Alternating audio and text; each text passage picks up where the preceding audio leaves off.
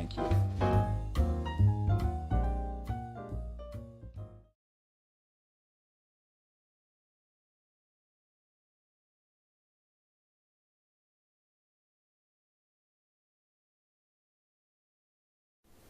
Sports Broadcast Solutions is a broadcasting network for everyone.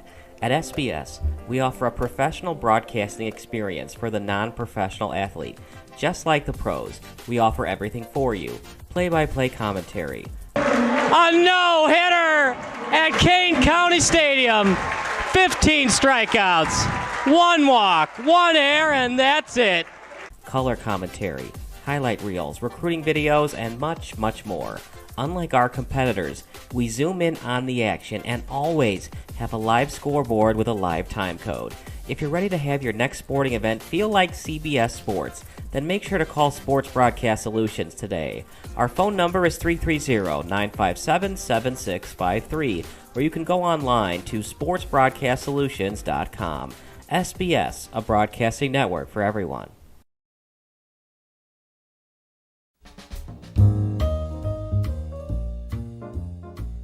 Hi, my name is Brian Campbell, and I'm one of the co-owners of Illinois Energy Windows and Siding. We believe in offering the highest quality products, services, and warranties, all for the best price.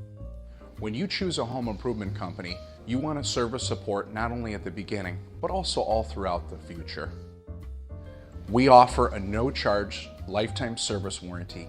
If any products, parts, or pieces should fail, one of our service technicians will come out to your house and service your needs for no charge. So contact us today, and one of our qualified home improvement specialists will come out to your home and provide you with a free, no obligation estimate. If you choose Illinois Energy for your window, siding, or door project, I guarantee you'll be satisfied. So call us, click on our website, or come into our beautiful showroom. Thank you.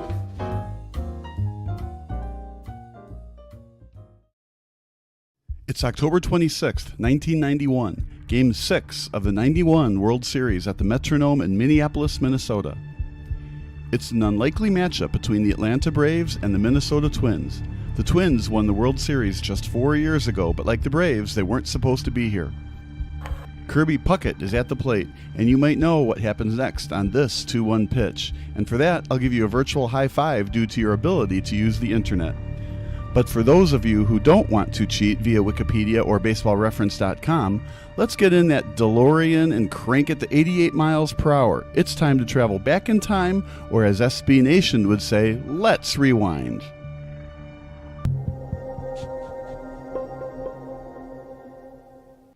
The 1991 Fall Classic was far from straight chalk when it comes to the gambling mindsets of sports bettors. According to TampaBay.com, the Braves were once 250-1 odds-on favorites to win the World Series. If you bet $100 on the Twins in spring training, that was a great bet, as they were 100-1 odds to win it all. In fact, both teams finished in last place in their respective divisions the year prior. The Braves were actually in the National League West back then, and although they'd be dominant in the later part of the decade, the beginning of the 1990s wasn't friendly to Bobby Cox's team. The first year of the 90s saw the Braves finish the regular season at just 65-97, but general manager John Schuerholz saw something in Cox, and the fiery skipper became the head honcho on June 23, 1990, replacing Russ Nixon. It didn't lead to an improvement when it came to wins. The Braves were 25-41 when Nixon received the pink slip, and they finished the year 26 games out of first with Cox as the manager. Still, the players seemed to respond to the 50-year-old skipper the next season. The Braves were notably better, but a World Series appearance still seemed very unlikely on July 11th. A .500 record at just 40-40, the Braves were on the cusp of being sellers at the trade deadline. But then something happened. The Braves just refused to lose. An incredible 54-28 finish to the season saw the Braves 4 wins away from a National League pennant. They clinched the division on a second-to-last of the season, with the Braves remaining in first place from September 20th until the clincher on October 5th. The stunned Los Angeles Dodgers couldn't believe it. How could a Braves team who were at .500 practically halfway through the season keep them from an NL pennant? As for the Braves themselves, next came the Pittsburgh Pirates, led by Silver Slugger Barry Bonds. If the regular season was crazy enough for Atlanta sports fans to start believing, the 1991 National League Championship Series was something we probably won't ever see again. 4 shutouts took place in the series, including 3 1-0 shutouts. The Pirates were the heavy favorites to advance to the World Series. A 98-win team, the Pirates won the division by an easy 14 games. John Smiley won 20 games for the Buccos, the last time a Pirates pitcher won 20 games during the 20th century. Doug Drabick was the reigning NL Cy Young Award winner, and with Bombs and Bobby Bonilla still in the primes of their careers, there's no way that Bobby Cox's Cinderella story could still wear their gold slipper going into the championship round, right? Wrong. Tom Glavine, the 1991 NL Cy Young winner, was on this Braves team, but he actually underperformed in the series. Game 1 went to the better-seeded Pirates, a well-deserved 5-1 win to the higher seed as the Pirates scored the game's first 5 runs. Glavine was the loser in this one by walking 3 batters and giving up 4 unearned runs. Atlanta's David Justice hit a leadoff homer in the top of the 9th inning, but it was just too little, too late, as the Pirates took a 1-0 series lead. The Braves found a way to split the first 2 games at Three Rivers Stadium, with Steve Avery leading the way to a 1-0 shutout.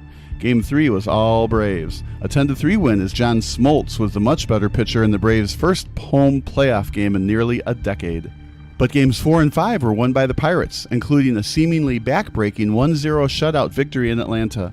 Zane Smith led the way for Pittsburgh in Game 5, and with their backs against the wall, Atlanta had to somehow win both games on the road to make their first World Series since arriving in the capital of Georgia. The Braves just wouldn't let their dream season die. Not only that, but they held the Pirates scoreless for the last 22 innings of the series. From the top of the 6th in Game 5 until the final out in Game 7, the Pittsburgh Pirates couldn't muster a single run. A 1-0 crushing defeat in Game 6 saw the Pirates 1 win away from elimination, and after the Braves scored 3 runs in the top of the first inning during Game 7, the Buccos offense went ice cold down the stretch. Steve Avery stole the show. He didn't give up a single run in his 2 starts. 16 2/3 innings pitched for the young stud on the mound, and he of course won NLCS MVP. But the Braves weren't the only weird newcomer to the postseason party. Just 4 years earlier, the Minnesota Twins were World Series champions. Gone were the days of Harmon Killebrew and Rod Carew, but these new Twinkies were still fan favorites. Kirby Puckett, a former junior college player, led the charge in center field. But interestingly enough, not a single player on the Twins had 100 runs batted in during the 91 regular season. The Twins weren't a team known for power. Puckett only drilled 15 homers in 1991, a huge contrast to the 1987 squad when he hit 28 homers. The 1991 Twins were scrappy, annoying, and hard to beat. Designated hitter Chili Davis was the only Twin with over 25 home runs, and the lone 20-game winner on the pitching staff wasn't future Hall of Famer Jack Morris. That distinction went to Scott Erickson. Still, the Twins cruised to an AL West Division title by commanding 8 games. And after dismantling the Toronto Blue Jays in just 5 games during the ALCS, it looked like the Twins had the upper hand for the 1991 World Series crown. After all, the Braves barely squeezed into the World Series, while the Twins looked like the far more superior team. But the World Series started anyway, with Cox proving to the rest of the world that he would become one of the game's all-time great managers. Down in an early 0-2 hole, the Braves looked like a completely different ball club when they flew back to Atlanta. 3 straight victories at the old Fulton County Stadium, including a 14-5 convincing victory over the seemingly unbeatable Twins, put the Twins in major trouble. Just like that, Tom Kelly's squad looked all but done. The problem was, they weren't. Plus, they still got to go back home for Games 6 and 7, assuming they could force a Game 7. The 1991 World Series became one of the all-time greats, and Game 6 was no exception to the rule. The Twins struck first with 2 ball players crossing home plate in the bottom of the first inning. The Braves seemed to have the momentum back after Terry Pendleton hit a 2-run bomb in the top of the 5th. Determined to play Game 7 at the old Hubert H. Humphrey Metrodome, the Twins got the lead back in the bottom of the frame. And after battling to a leadoff walk, Don Gladden stole second base. A couple of flyouts later, including the sacrifice fly by Puckett, gave the Twins the lead back. But don't count these Braves out. Up by a run in the top of the 7th, Kelly allowed starting pitcher Scott Erickson to run back out there. But after a leadoff single to Mark Lemke, Kelly had no choice but turn to Mark Guthrie. Guthrie started off okay with a strikeout to Jeff Blauser, but then location and accuracy came to bite him in the butt. A walk to Lonnie Smith, including a can't-have-it wild pitch, put Kelly in a tough spot. Guthrie was able to jam Terry Pendleton, but with Chuck Knobloch playing a double-play depth, Pendleton's little nubber got enough of the AstroTurf to give him ample time to claim the infield single. Just like that, we have bases loaded, and Kelly was forced to go to the bullpen yet again. In came Carl Willis. It was also decision time for Kelly. Should he bring the infield in, bring in the corners and play double play depth, or play double play depth around the infield? The Twins decided to play back with the middle infield, and it cost them. Ron Gant's ground ball in between the third base and shortstop hole allowed him to beat out the fielder's choice, and the Braves were once again in business. Gant with a good jump out of the box just beats the play. A 3-3 tie with runners on the corners. Willis was in a huge pickle, but he threw a devastating 2-2 off-speed pitch to Davis Justice to get him to swing and miss. The lead was gone, but the tie still remained. The Twins had a golden opportunity to retake the lead in the bottom of the eighth. Puckett stole second base with 2 outs, but Shane Mack couldn't drive him in. Nobody got close to tying it in the ninth, so Braves fans had to wait until extra innings to see if their team would be sipping the champagne in the locker room. Remember, this was a big deal for Braves fans. Atlanta hadn't won a World Series since relocating from Milwaukee, and the city of Atlanta had never seen a professional sports team win a championship up to this point. Atlanta nearly obtained their first lead of Game 6 in the top of the 10th. A leadoff single by Pendleton looked to be great for the Braves, but a stolen base attempt, or perhaps a hit and run, led to a slow-moving line drive and an easy double play for the Twins. So much for that potential rally. The Twins went 1-2-3 in the bottom of the 10th, so we went to the 11th. The Braves somehow got another leadoff single, this time by Sid Bream. However, Bream probably should have been at second base, if not for his oft-injured right knee. He crushed the first pitch down the first base line, but couldn't advance into scoring position. Keith Mitchell had to pinch run for him, and in this era of old-school baseball, stolen bases were more commonplace. Mitchell got caught stealing on the first pitch of Brian Hunter's at-bat, and that pretty much did in the rally. No more base runners for the Braves. Should Cox allow Alejandro Pena to pitch into the 11th? Pena might be needed for Game 7, so Cox is pretty much forced into allowing Charlie Liebrant to man the rubber in the bottom of the 11th. Liebrant probably wasn't the ideal choice. He had an ERA over 4 coming into this pitching appearance, and with Puckett leading off the inning, Cox was just praying Liebrant could force a 12th frame. And now Puckett can make history with a walk-off blast. But to understand how memorable this home run could be for Puckett, you have to know his life's history. Puckett grew up on the south side of Chicago. He was so small for center field, just 5'8", that he didn't receive a single scholarship once he graduated from Calumet High School. He actually entered the workforce right out of prep school at the Ford Motor Company. Luckily for him, Bradley University, an NCAA Division I school in the Missouri Valley Conference, gave him a shot. He then had to transfer to Triton College due to becoming academically ineligible at Bradley. However, he had what it took to play at the next level, and the Twins took a huge risk by drafting a junior college ball player with the 3rd overall pick in 1982. They obviously didn't regret taking the shrimp beef but full of energy ball player. He ended up making it to the big show in 1984 and helped lead the Twins to a World Series championship 3 years later, their first one since relocating from Washington, D.C. He never missed the All-Star game since 1986, and he was the 1991 ALCS MVP award. He was absolutely brilliant coming into this at-bat. He tripled in Knobloch, made an unbelievable catch in the 3rd inning, and has 2 of the 3 Twins' RBIs tonight. According to multiple reports, he told players in the clubhouse they could jump on his back tonight and he would carry them to victory. Well, here we stand. A 2-1 count on Puckett. It's a tie game in the bottom of the 11th. Can Puckett get on base or even crush a legendary walk-off homer to preserve Minnesota's incredible season? Or can Liebrant jam Puckett and face off against Chili Davis, who is already 0 for 4 on the night? Here comes the 4th pitch of the at-bat. Welcome to a moment in history. The hitter swings at the arm motion. Into deep left center from Mitchell, and we'll see you tomorrow night.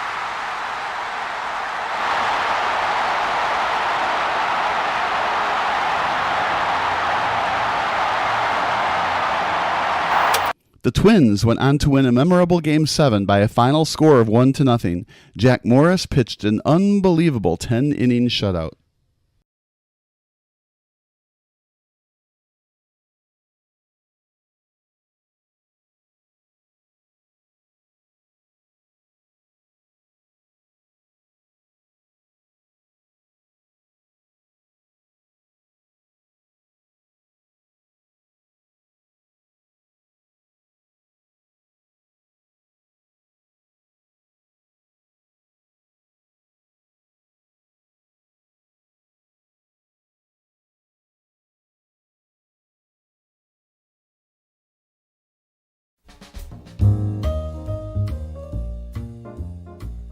Hi, my name is Brian Campbell, and I'm one of the co-owners of Illinois Energy Windows and Siding. We believe in offering the highest quality products, services, and warranties, all for the best price.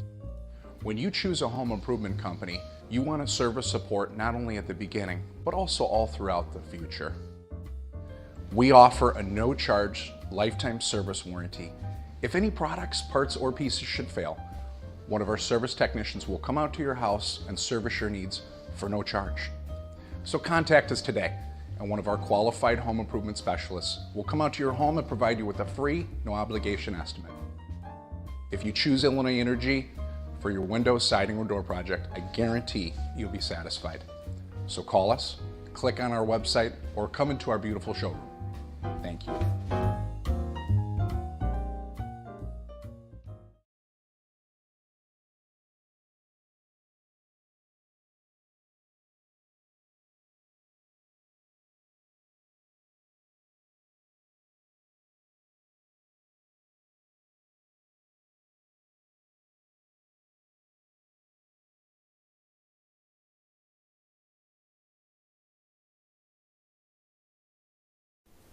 Sports Broadcast Solutions is a broadcasting network for everyone. At SBS, we offer a professional broadcasting experience for the non-professional athlete. Just like the pros, we offer everything for you. Play-by-play commentary. A no-hitter at Kane County Stadium. 15 strikeouts, 1 walk, 1 error, and that's it. Color commentary, highlight reels, recruiting videos, and much, much more.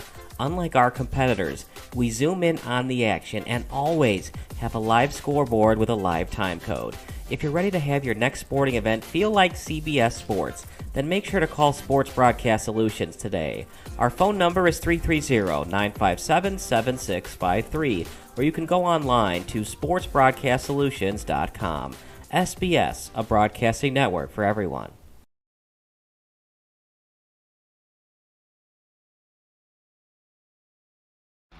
Missing your child's sporting event just plain stinks. But you don't have to worry about that anymore, thanks to Sports Broadcast Solutions. SBS is a live broadcasting network, as well as covering your on-demand needs, recruiting videos, highlight reels, and much, much more. We can broadcast live to any website, and we also post as much on-demand content as you need. For more information about SBS, check out our website at sportsbroadcastsolutions.com. Sports Broadcast Solutions, a broadcasting network for everyone.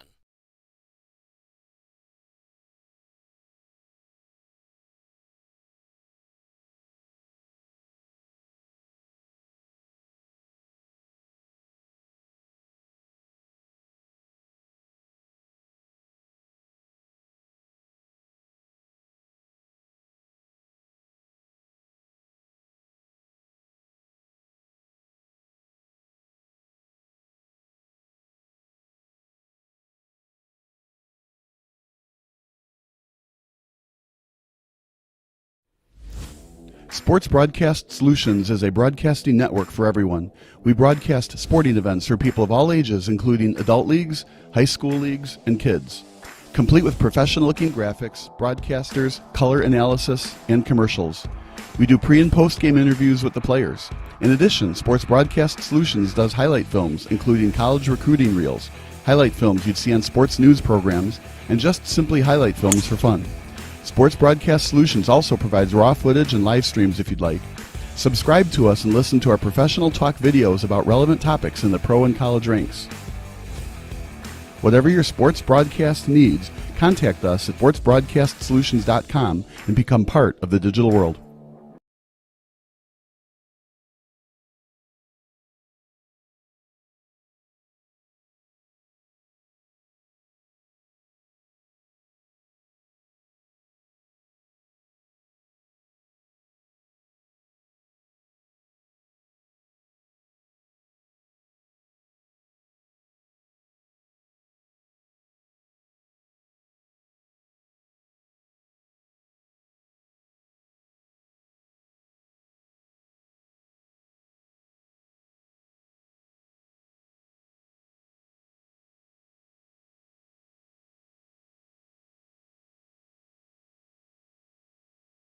After high school, consider playing volleyball for Harper College. Harper College saves you a fortune, it's local, great two-year college, and an excellent, challenging, and competitive volleyball atmosphere. Check us out on the official Harper Hawks website, harperhawks.net, and at Facebook and Instagram at Harper Volleyball. You can reach the coach by going to harperhawks.net, click on Women's Volleyball, and click on Coach Phil Soe.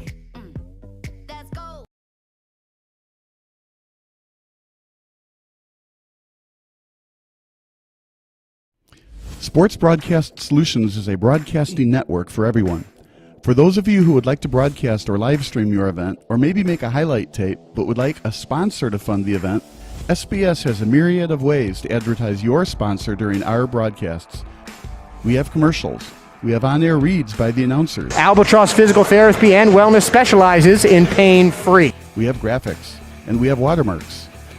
Finally, Sports Broadcast Solutions can create a commercial for you or your sponsor. Whatever your sports broadcast needs, we are at sportsbroadcastsolutions.com. Check us out and become part of the digital sporting world.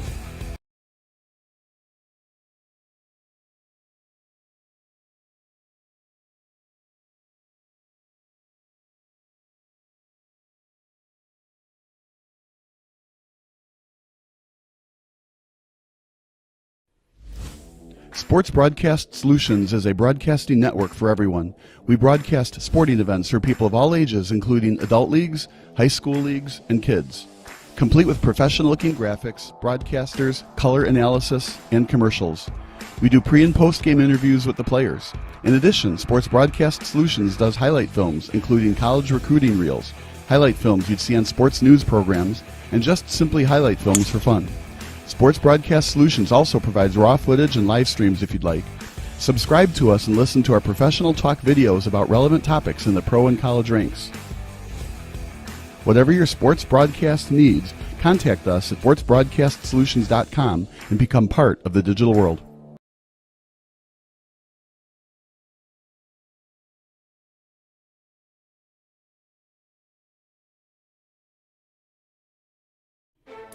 Sports Broadcast Solutions is a broadcasting network for everyone. For those of you that just want raw footage of your sporting event, but no play-by-play or color commentary, you just need us to live stream video from the event over the internet. We will live stream your event on YouTube on our Sports Broadcast Solutions channel. In addition, we also have a dedicated channel on YouTube for live streaming at SBS Livestream. And if you need multiple channels, we can utilize Facebook Livestream and Instagram Live on our channel as well. Options include commercials from your sponsors, professional scoreboard graphics are still available, and of course, yes, pre- and post-game interviews are available as an option if you want. We've been working really hard this whole summer and stuff. Whatever your sports broadcast needs, we are at sportsbroadcastsolutions.com. Check us out and become part of the digital sporting world.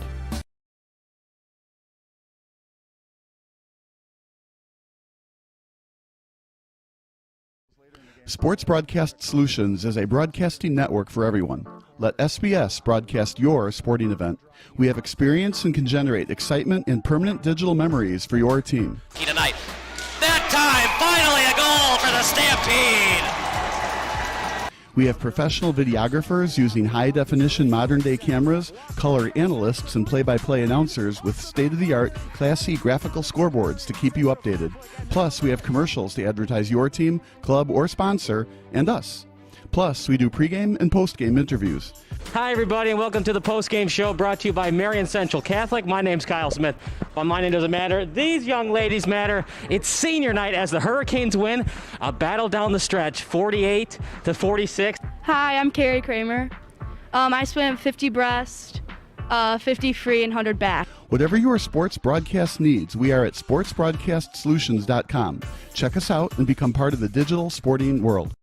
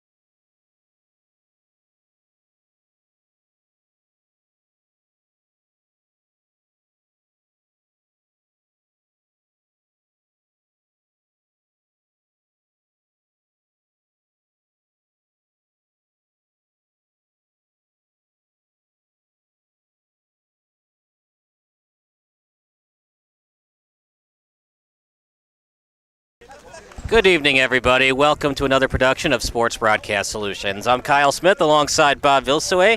We've got an interesting setup today. We're going to go with 2-man instead of 3-man. Bob on videography and color commentary duties. And Bob, it's another spring weather in Chicagoland. Rainy.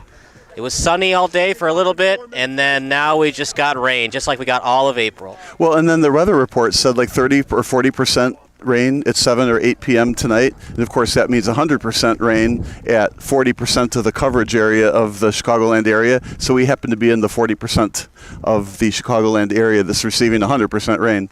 I don't know how long this will last, though. We saw some beautiful rainbows earlier, a double rainbow. Yeah.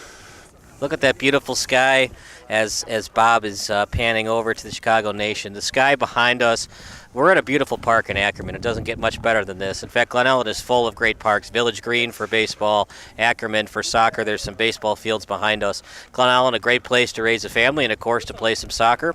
It's Chicago Nation FC. They are going to be in the gray, blue, white, and red.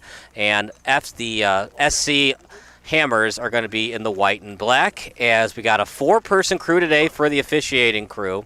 And in honor of Mother's Day, the goalkeeper for Chicago Nation is going to be in the pink. And you'll love to see that, Bob. Of course, May is Breast Cancer Awareness Month. Yeah, and then the other goalie is not following suit, is in a very bright neon yellow jersey. So we got pink versus yellow. Either that or it was laundry day and he ran out of money, ran out of quarters for his apartment. Yeah, or didn't get the memo about doing the Mother's Day thing. Of course, you can't really have 2 pink goalies anyway, can you? Peru Demengehi is going to be between the pipes tonight for Chicago Nation. The anthem. And the national anthem is playing, so we'll take a break and come back here on SBS.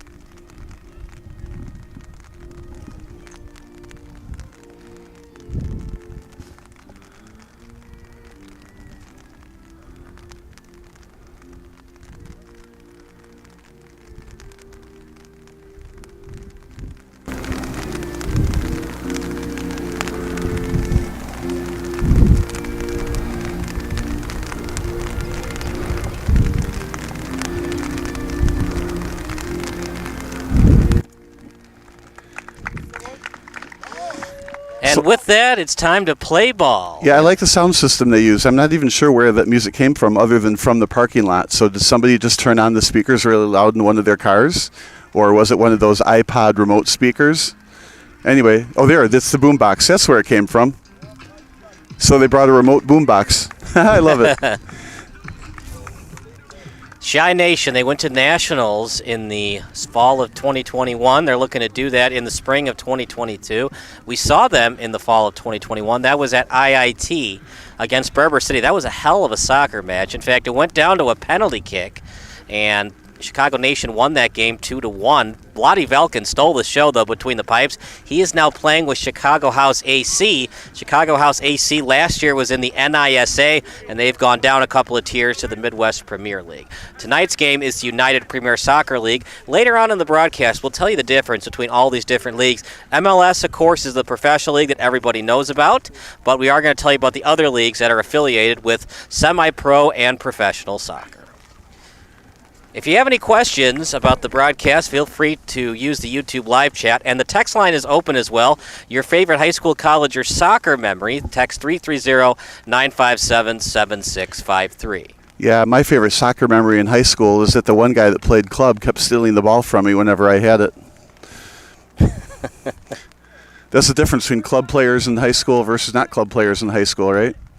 The rain's coming down pretty good here, so the carpet, the turf is going to be slick. It's going to be slippery and very fast. And here we go. Play has started at Ackerman Park. SC Hammers. They're the few clubs that goes by SC instead of FC, and that's the American ways of saying football. Yeah, right. Soccer club. Running clock, as in soccer, we usually only get a minute or two of extra time. SC Hammers, of course, in the white. Not too cold tonight, just a little bit of drizzle rain. Lead pass, and it's deep into the Shy Nation zone. They'll play it. And it's kept in well by SC Hammers. They're on the attack, on the left foot, centering it up in front, trying to get a shot on net. SC Nation clears it, and it's played in the neutral zone, picked up by SC Hammers. They'll tap it over to the boundary. Kept in by the Hammers. Here they are on the attack. Lead pass in front, headed out, and cleared by Shy Nation. Fakes the shot on the right foot. Slide pass, well read by Shy Nation, and then played out at the boundary. Bob, what have you seen in the first minute here of action? Well, clearly Hammer's taking the attack to him. Good ball control. Now, it's too early in the first couple minutes to go ahead and predict a winner, but if you're going by the time of possession, Hammer's got a real good team out there, and a lot of Ukrainian names on it. Didich, the striker, looked very good. So, Bob, you've been around soccer a long time. Your daughter played travel club. Are you a striker person or a forward person? The position I play has to be striker. And one reason for that, I wasn't kidding about the high school thing, strikers are a lot of one-touch kind of shots. Well, some people call them forwards, some people call them strikers. That's what I was wondering. Well, there's multiple names for the same position. But in my case, I like to, take one shot and have it go in the net. So you rely on the midfielder or somebody to get the ball upfield, and then I have to redirect it into the net. Yeah, if I have to do a lot of ball control, that's not me. You know, we always think about the Messis and the other great players, Pele's that can get the ball in the back of net, but really, quite possibly the most important player is the midfielder. If he can set up your forwards very well, they just don't get all the credit, but they're a very important part of the game of soccer. Well, in the running up and down, especially the outside mids, they have to go all the way back to defense, all the way up to the offensive zone. The strikers, they kind of just go back to midfield, and of course the defenders they go up past midfield, but not a whole lot. So the most of the running is the midfielders. There's a lot of responsibility in that role. But like any sport, every position is important. Shy Nation with it, setting it up in front, and we'll see what the call is. I don't think it was deflected, so it should be a goal kick. We'll see what the sir says. Shy Nation getting back on defense. Oh, it is going to be a corner. The referee was pointing at the corner, but I don't see anybody getting the ball to go to or they're waiting on some kid to get it, I see. And now the boot into the corner. So nobody went to get the ball. Sorry, bunch of prima donnas on the field. They're not going to chase it down. Somebody else is going to get it for them. I mean, they're professionals, that's right? That's right. So the little kid when you're in high school, you chase it. When you're not, pan. And it's headed out that time by SC Hammers, played by Shy Nation. Not ready for it, and the goalkeeper is going to have to come up and get it. He'll slide it over to his teammate. That ball traveled a long way, all the way from that one corner on the near side, all the way to the other end, goaltender. Shy Nation, it's an interesting team. They're led by their captain, Reed Strain. He's a defenseman. He plays center back on the team. The forwards, the guys that you expect to score today, Richard Olson at center forward, Nick Capitano's left wing, Jacob Rosniak at right wing. Played off the left foot. Shy Nation briefly stole it but couldn't get possession, but they'll get it back. Now played at midfield. Shy Nation led by their goalkeeper. He's a Mexican. He played with Pachuca in the first division. And he's played in the first, second, and third division Mexico with Slapala, Veracruz, and Hidalgo. Sounds like you're doing your Alex Trebek imitations. You know, I was always told in Spanish class, I'll tell you in a second. Chance for Shy Nation, shot and a save. Tried to go 5-hole, Bob. I kind of disagree with that. I think if he had gone top shelf, he would have gotten the goal. Yeah, I don't think I can argue with that. It looked like the shot was wide from here. Did you think it was on net? It was on net. Goalie got a piece of it. It's going to be a corner, but I think if he had gone top shelf, it would have gone over his head for the goal. Well, the general rule of thumb is you want to try to go far post, and it did look to me like he was going near post. And then yes, to if your you're point, going to go near, probably go high. Yeah, to your point, it was a low shot. But you see, in hockey, you have so much gear on, it's harder for goalies to make that 5-hole save. In soccer, there's no gear. Well, you wear the cup, but it's easier to make that 5-hole save in soccer if you can stop a 70-mile-an-hour shot. You're not aiming for the 5-hole in soccer. Can you pan, Bob, or no? I don't care if it's in the way. I'd like to see the corner. No, you can't see the guy in the corner? Yeah, he's there. Okay. In front, Played out to the corner. Text line still open, your favorite high school, college, or professional memory, 330-957-7653. If there's any problems with the chat, any problems with the stream, just hit up the YouTube live chat. A lot of Ukrainian players, 17 people watching right now for SC Hammers. You know, I was intrigued by this. Hammer had the ball in the offensive zone most of the early part of the game, right? And then we've got the best attack of the game, the highest quality attack, was that one where we were talking about far post versus near post. Now that ball went way out of bounds. Let's see if the little kid has to get it before we can get the ball back in. That's a very good decision by a veteran goalkeeper not touching that ball. He knew it was going to go wide. Just let it go out and then do the goal keep. We're going to have to pay that little kid a lot of money. She had to go, looks like she had to go a long way for that ball. Goal kick coming up. It's a beautiful night for soccer, and the rain has stopped, knock on wood.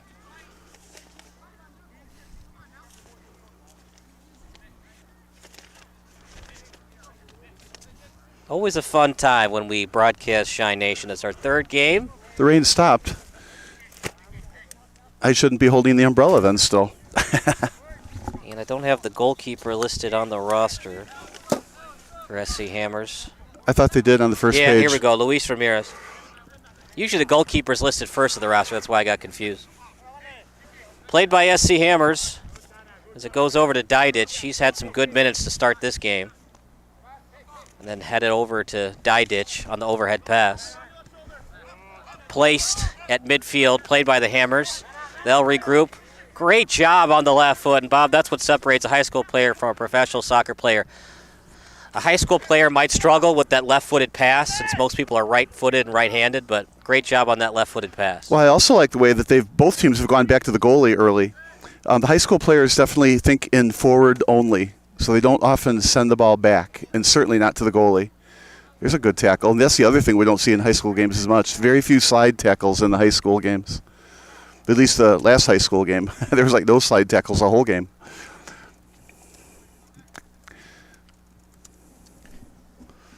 Play stops as the corner kick is about to happen. Yeah, this is what, our third corner kick already? It's a lot.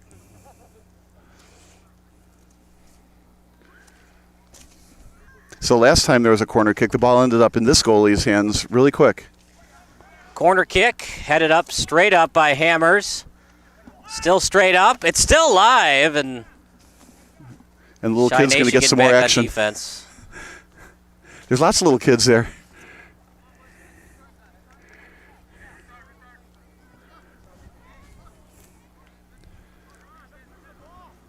Last touched by Shy Nation. Well, SC Hammers, the first minute they were taking it to him on the offensive end. Now it's been Shy Nation as we're past the 8-minute mark. Well, and that's the beauty of soccer. It's even enough now that it's real hard to predict who's going to win. Friday night we did Chicago House AC against Steel City. That went down to the wire. Lottie Valkin was excellent. In fact, the goalie gave up one he'd like to have back, as it was from a tough angle, but they still scored. Right now it's 0-0.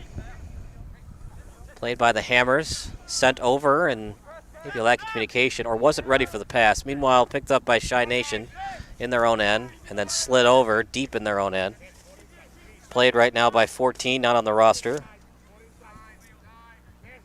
Oh, 14 is Sala.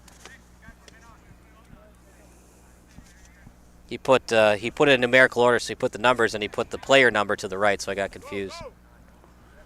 Right-footed pass. Shy Nation still hasn't touched it, and then Peru will take it. Again, good use of the goalie.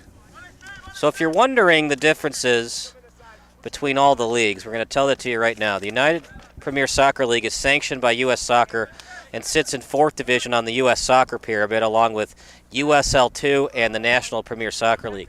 The UPSL is the largest national semi-professional league in the United States of America with over 400 teams. Still in play, and Shy Nation goes after it. And SC Hammers say it's their ball, and they agree. Yeah, that was close, Bob. If he had touched that, remember it's where the ball is, not where the player is. If he had touched that in play, that would have been a handball.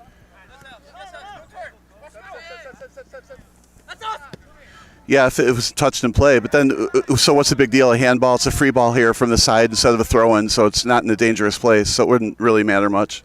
True, but it would allow SC Hammers to regroup. Sure. And not always be on their, on their back leg and their heels on defense. Yeah, They'd be on their maybe heels close enough for a header near the net. I don't know. That's a pretty far kick from here. Yeah. MLS, those guys can kick. I mean, in MLS, they've got guys from Champions League and Premier League that can kick at a good 50 yards. Are you going to score from a 50-yard pass and a header? Probably not. But, I mean, I've seen some crazy goals on SportsCenter highlights from the Champions League and the Premier League. Who's your all-time favorite soccer player, Bob? There's two. Pele from years back when I was a kid, right, to Messi, Lionel Messi. There's something about him I just like. More than Ronaldo? I don't know. Ronaldo and LeBron remind me of each other too much. They're friends on Instagram. Are they really? Yeah. I didn't know that. Yeah, but Messi would be mine. And again, goal scorer. That's why. Of course, there's so much. You got to stop the other team before you can worry about scoring your own goals. It's kind of like hockey, right? Like how many hockey fans would say that Duncan Keith was their favorite player? Well, I think you'll find a lot of Hawk fans saying that. I saw him the other night. He was playing for Edmonton. Yeah. I didn't think twice about it. I forgot he was on Edmonton. All of a sudden, he's got the puck.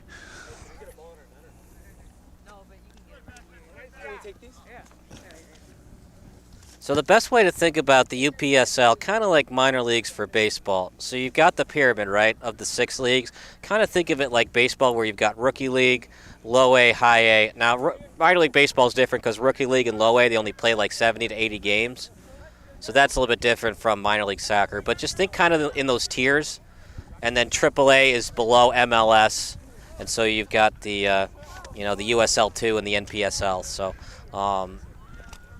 you think about it in those tiers on the pyramid, and you won't get confused when it comes to all these different leagues. So the soccer ball went out. Instead of on this side, we don't have a bunch of kids to chase the ball down. They just want to use a different soccer ball. So the first one, not enough air in it. The second one, I guess it passes muster. Chicago Nation managed and coached by Garrett Hayward. Assistant coach is A.J. Ostrowski. And in the fall of 2022, they're going to play in the Lamar Hunt Open. I didn't even know Lamar Hunt was a soccer fan. We all know him, of course, the original owner of the Kansas City Chiefs.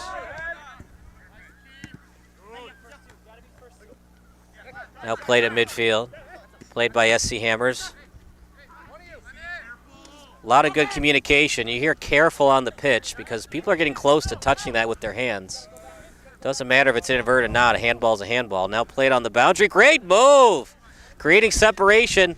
Left-footed pass. Chi Nation got a piece of it. Now played at the neutral zone. After lots of deliberation, I decided that there's no soccer pitches in the U.S. We're going to call it a field? Yep. People in Europe would disagree with you. Shot and a save. They got to show me the cricket wickets. 20's giving them great minutes. That's Hakeem Siraji. But Peru saw it all the way. You're going to... If you score on him, you better keep the ball because it doesn't happen often on Peru Demengahi. And we've had some D1 players that play at this level. In fact, some of them play for Chicago Nation.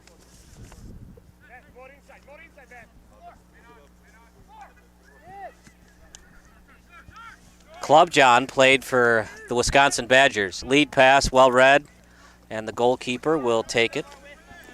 Yeah, you've had a busy weekend this week, and you had potential NBA pro players. At least that's what their hope is. And now you've got soccer here. Football. Yes. We're the real broadcasters. You never say soccer. You always say football or football. Soccer is for lazy broadcasting. Whoa. Right-footed pass over the boundary. Going after it, Chi Nation. Trying to keep it in.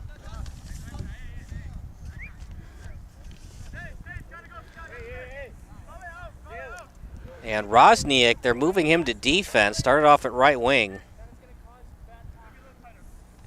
But he was the one that went after it. And so they're moving him around the pitch tonight from defense to offense. Yeah, is he not the outside mid? And there's just a lot of responsibility. They list him as right wing. Yeah, that's outside mid. So he's got to go both sides, offense and defense, and there's a collision in front of the net. Because they've got 4 defensemen, 3 midfielders, 3 forwards on the roster for starting tonight. Unless they, at the last second, they change their mind and move one of their midfielders to forward, move Rosniak to midfield. Yeah, they had the smart.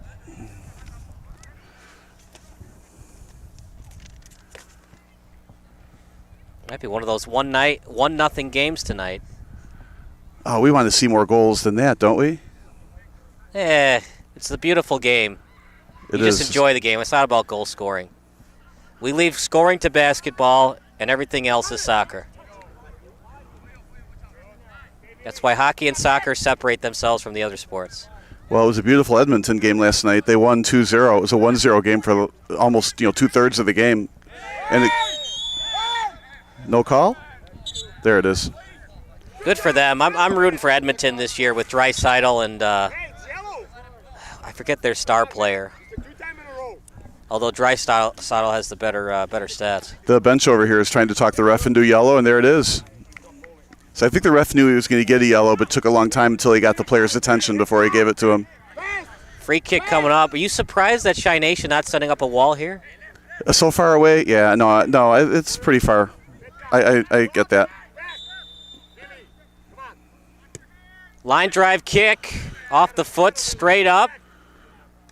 Ooh, great job getting separation, and now played by SC Hammers. Played by Butler. Setting it up in front. Slow-moving shot. It's still loose. And SC Hammers says it's a corner, and it is a corner. Yeah, it was a wide left kick from Butler. When have you heard that before?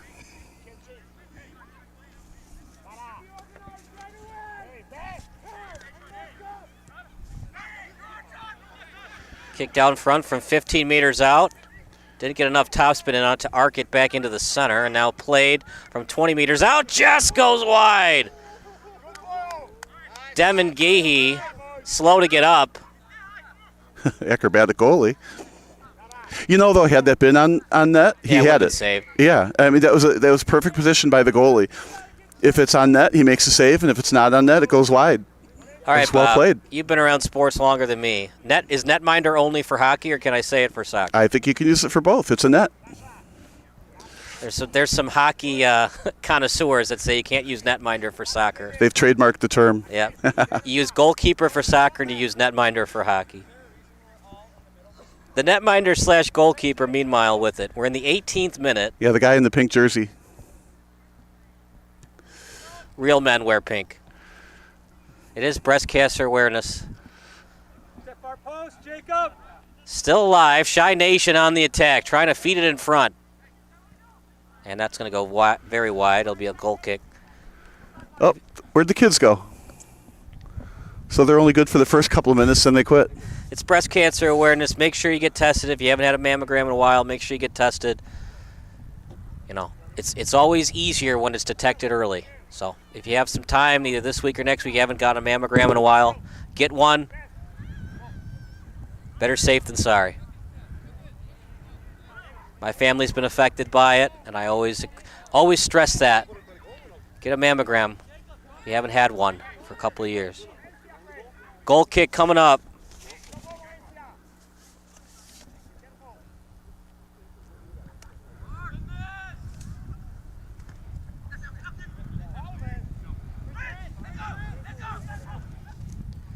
Lead pass and saved. Great job by the netminder and cleared. Now that has to go on the highlight film. That looked like it was going to be a tap in from the far side for sure, and the goalie got there. Now played at midfield.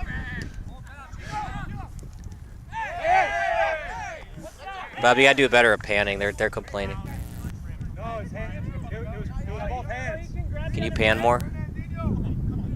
You must not have the entire depth of field over there. Are you sure? You got the right size? It's cutting you off.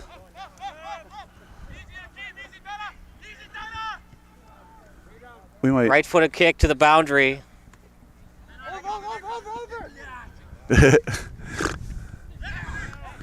Now played by the Hammers. SC Hammers with it. Sets it up in front, stolen away by Chi Nation, and Chicago Nation will play it in their own end. Both teams have had some chances. Chi Nation a couple more than the Hammers. Well, quality shots. I mean, Nation, they have had 2 just golden opportunities. Chicago Nation. I mean, the game appears to be even, but with those 2 golden opportunities, Chicago Nation has a bit of an edge at this point. They had the breakaway, but he went 5-hole instead of top shelf or far post.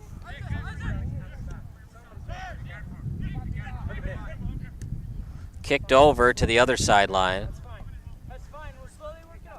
Finally getting that great spring weather in the Chicagoland area that we waited so long for.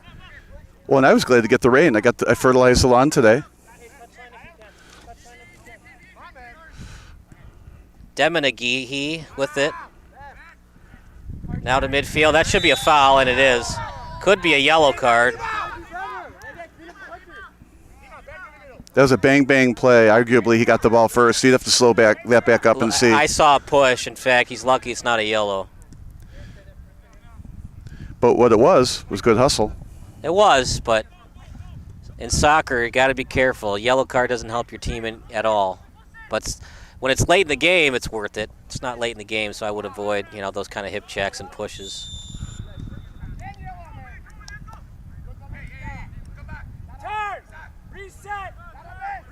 Penalty against Chi Nation.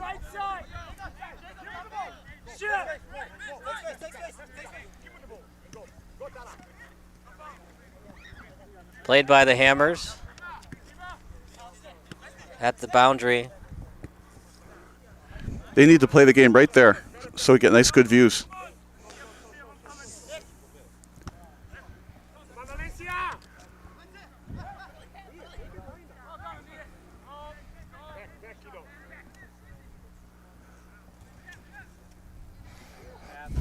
At midfield, played by Chi Nation. But Hammers steal it. Hammers will play it in their own end. It's repping the Tyrann Mathieu haircut. That's why I'm a little surprised they didn't go back to the goalie. Pan more, pan. See, yeah, you don't have the whole screen on your PC. Let me check the YouTube live.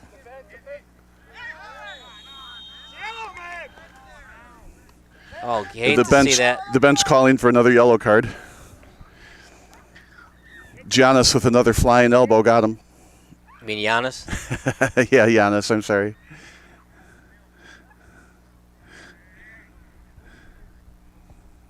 Yeah, you got to pan more.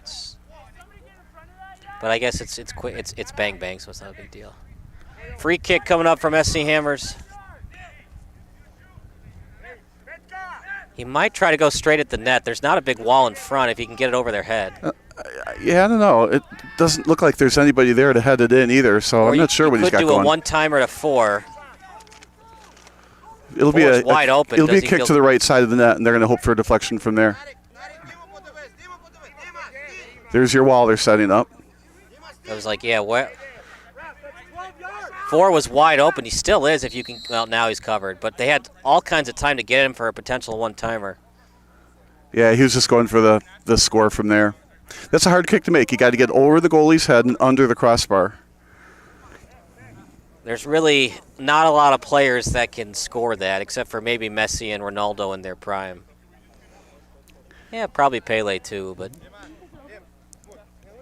In the meantime, Chicago Nation needs some kids to go chase the balls. Turn down the iris a little bit. We'll have to do it at halftime.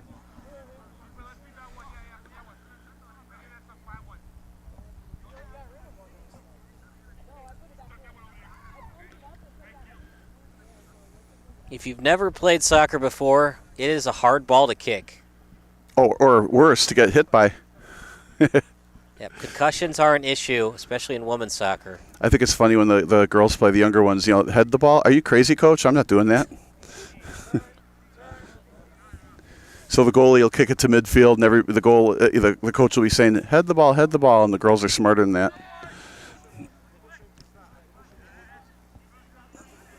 Played by Chi Nation at midfield.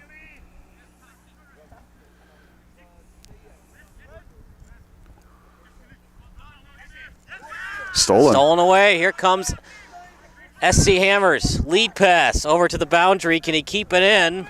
He will. Great job by Samaji. And left-footed pass.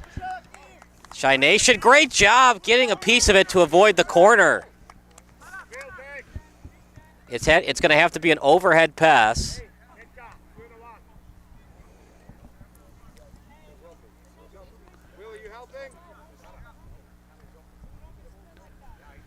And that's big, Bob, because not only do you avoid the corner, you avoid a situation where you have to head the ball, and a lot of bad things can happen when you're heading the ball 3 feet away from your goalie. Yeah, and frankly, a throw in near the corner isn't dangerous, right? Compared to wait, they're going to give him the corner kick after all. That's a bad call. It went out. Well, we have a bad angle to tell for sure. It should not be a corner. This is a break for SC Hammers. It was touched by Devin Geehee. So apparently he didn't save it.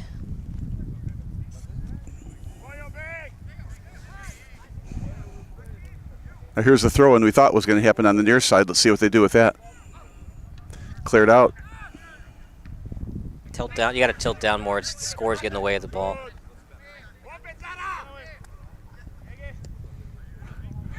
Live ball in front. And Demon Eggy will play it. We appreciate you watching, bearing with us. 2-man crew versus our normal 3-person crew tonight. Yes, but we're worth so much more. In fact, we can do up to 4 or more. We talked to a client today who wants us to do a 3-camera shoot.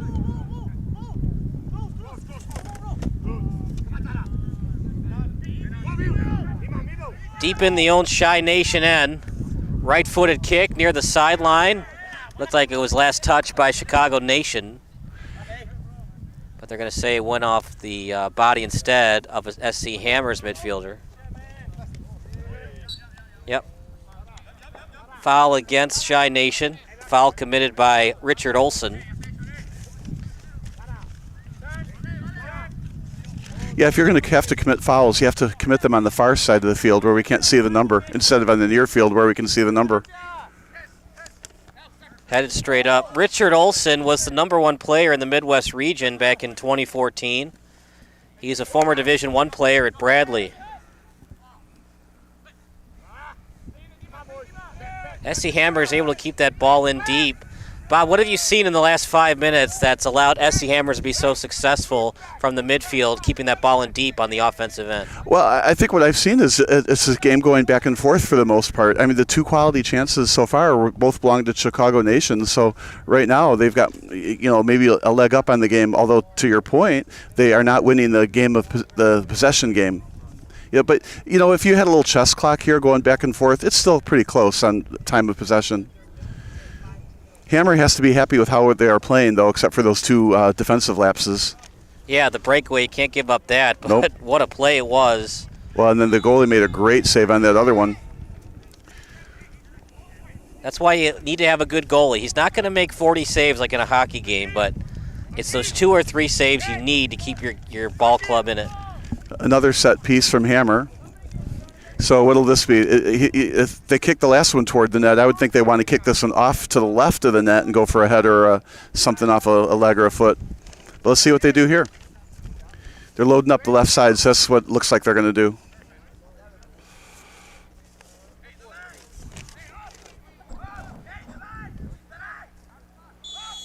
Here comes the free kick. We'll call it 25 meters out. Line drive kick. Almost an own goal, but luckily saw it and was able to kick it out. Good things happen, Bob, when you get it towards the net.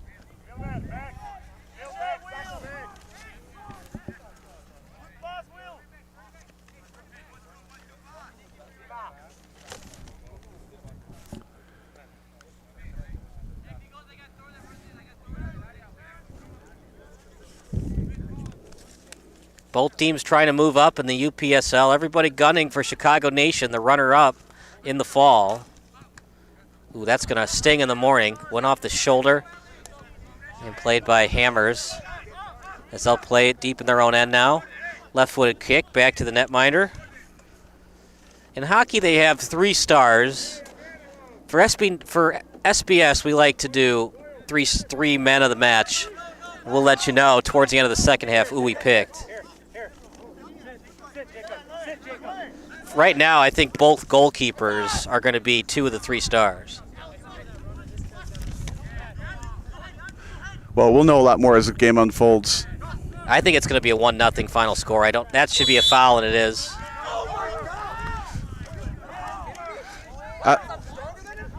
Obviously not a fan of that call. You can't grab the jersey. It's on Sala. Luckily, he didn't get a red card. Some refs, they have a zero tolerance policy for being talked back to.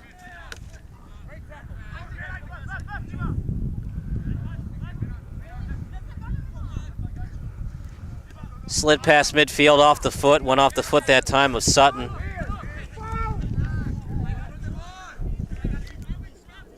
Yeah, see, you're not centered. This is what it looks like on the stream. Oh.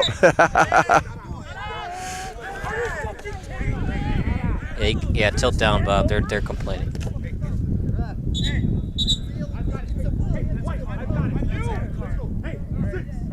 This is why we need a 3-person crew.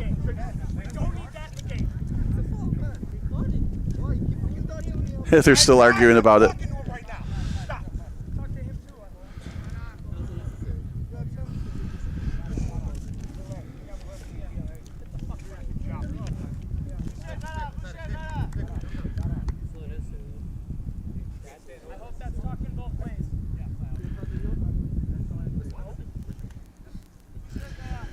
Frankly, the ref showed a lot of tolerance on that. Now he's quietly going back to the coach. In other words, leave me alone, buddy. Yeah, and he's quietly doing it without making a demonstrative move. So far, you have to say that's a good referee. Well, this is what it looks like on the stream.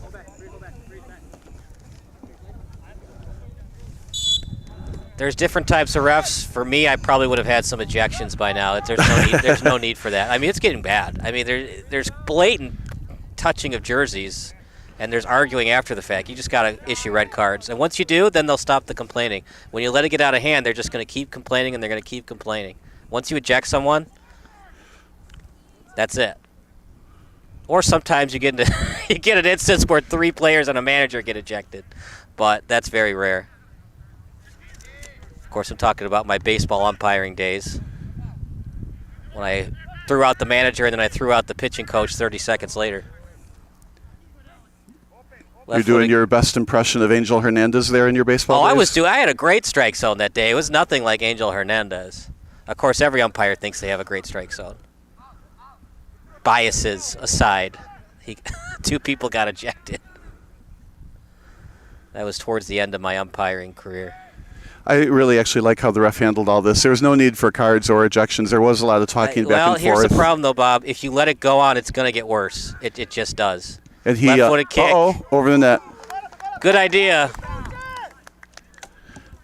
Yeah, again, it was well handled. He had the discussions with the people who were being the most annoying verbally, and it didn't have to pass out a card. Again, he handled it well. He issued warnings, so hopefully they know. But then you have to show whom boss. If they're continuing complaining after the warnings, then you got to eject. Goal kick coming up for Shy Nation. Got a couple players warming up on the side over here.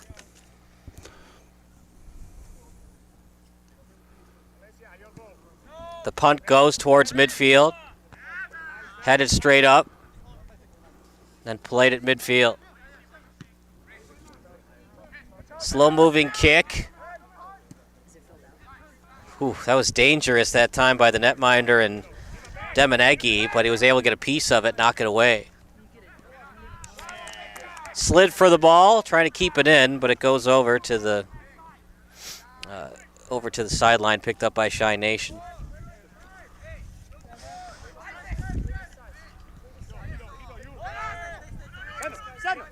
Played by Shy Nation on the sideline. Great lead pass. Can he keep it in, though? Cannot, and it'll be a goal kick coming up. We're going to have a substitution for Shy Nation. Messineo will come in. He's the outside back / winger.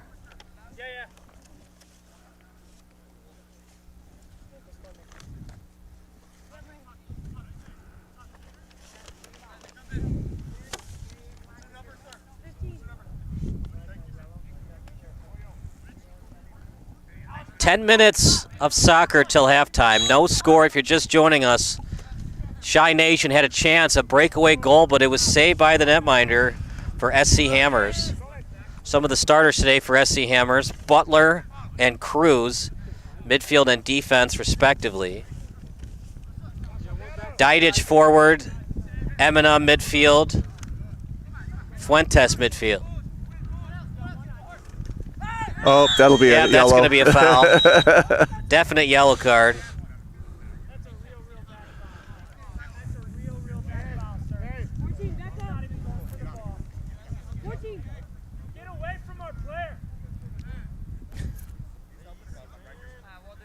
Good sportsmanship right there. It was definitely a yellow card, Bob. I don't know. I don't think it was a red. He was making an attempt towards the ball. Well, and that's what he gave him, the appropriate yellow card on that. It wasn't like he intentionally ran him over, but the ball bounced higher than he thought. And yeah, but it's a yellow card because you got to give him a chance to get to the ball. Yeah, it was appropriate. Handball! Oh, my goodness. Whew. That's bad. I'm never going to call it officials, but, man, that was a definite handball. Oof. Well, we had a pretty good look at it. You're taught to frame the ball with your hands and then let it hit your chest or your stomach. You just got to, when it comes by, you just got to have that inclination to keep the hands away once the ball comes towards you. That was definite handball. But you're right, Bob. It's at midfield. It's a handball, but it's not going to be a penalty kick. So how egregious is it going to be in terms of changing the complexion of the game? Yeah, well, it would have been nice to have a free kick there, but I'm not certain it hit the hand. You are. I'm certain it hit the hand. We'll but look at it on like I said, replay, you're taught to frame it like that into your body, but don't hit the ball with your hands. Question is, did it? But Hammer on offense again. Good move into the middle. Oh, look at that move. Great separation, double teamed. He kicks it back out to his teammate. Setting it up in front. Ball still live. Headed up. And offside committed by the Hammers. That was a nicely set up play over here. If you're looking for players of the game, you have to start thinking there's one. Didn't really matter. It was probably going to be covered up by the netminder and Devin Eghe, but might actually be a blessing in disguise. It allowed the Hammers to get back on defense, set it up. Might be the last opportunity for SC Nation to score a goal. They have not had the ball deep in the Hammer zone the last 12 minutes. They've only had it a couple of times since we reached the 25-minute mark.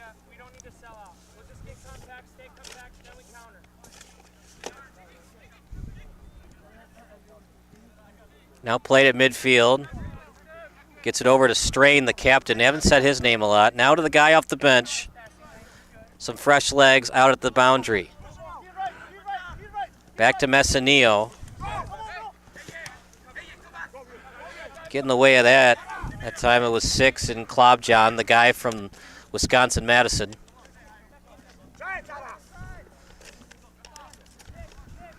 As the Hammers now on the attack. Trying to set up in front, partially deflected. They're going to get another corner on the far side, though. Yeah, corner kick coming up.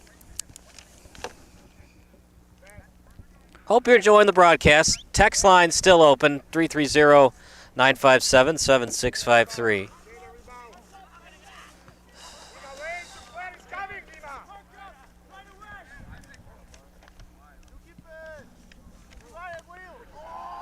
Whew, that was a nice setup, though. Sure was.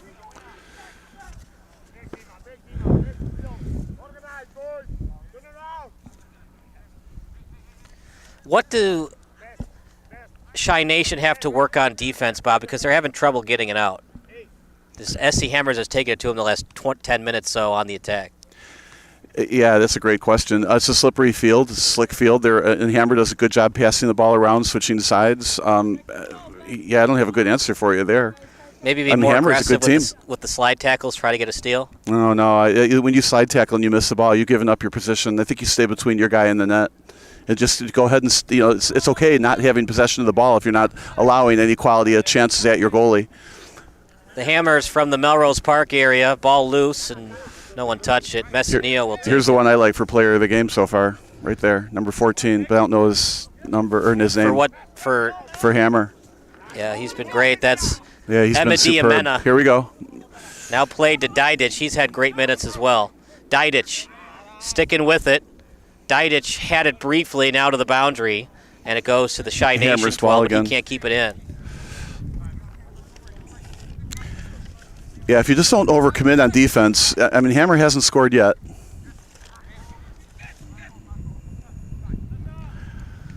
And you're allowed to counter. I mean, you can still win the game with less possession time.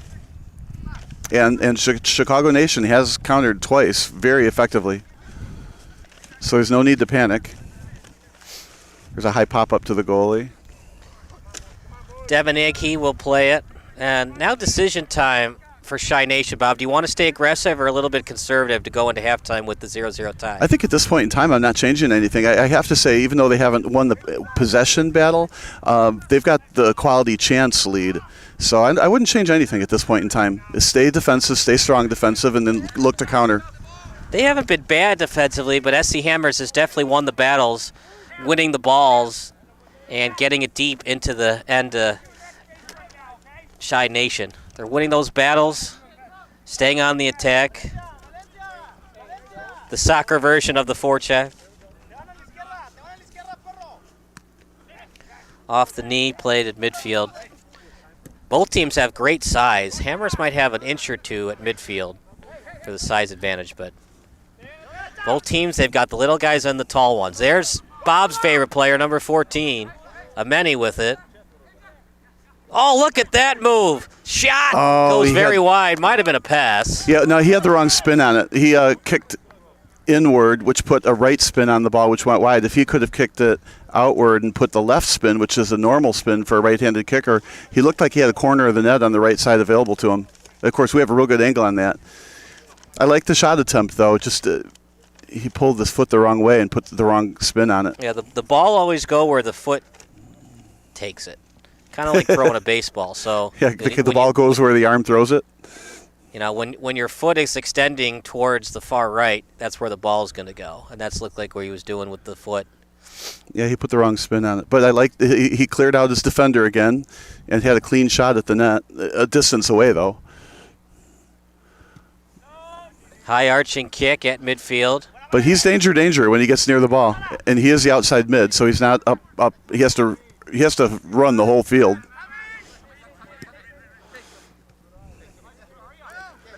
Okay, they've got their little triangle set up here. Yeah, I think SC Hammer is going to be a little conservative. Now they're going to switch all the way back to the goalie. Yeah, I didn't expect that. Coaches are always timing it, and they know that we're at the 43rd minute. That's not a good pass, though. Now you give Shy Nation the ball back. It's not what you wanted, but it's at midfield, so you have a chance to reset your defense, get the ball back. This late in the first half, don't be surprised if each team just kicks the ball out of bounds like that. Well, I'm going to be sad when they switch sides, because then, what was his name, Amani? It was going to be on the far side from us, which we won't be able to watch him as much. Well, that's why you got to zoom in better. Yeah, he's quite the electrifying player.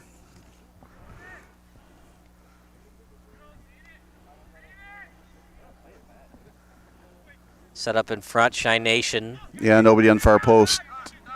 Ball lands over to the sideline, but Shy Nation keeps it in. Ameni, and a definite foul against Ameni.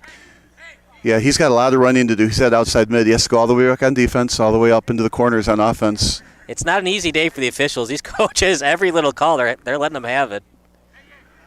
Even like the obvious ones, is definitely a touch by Ameni. Here's what Chicago Nation needs, a free kick.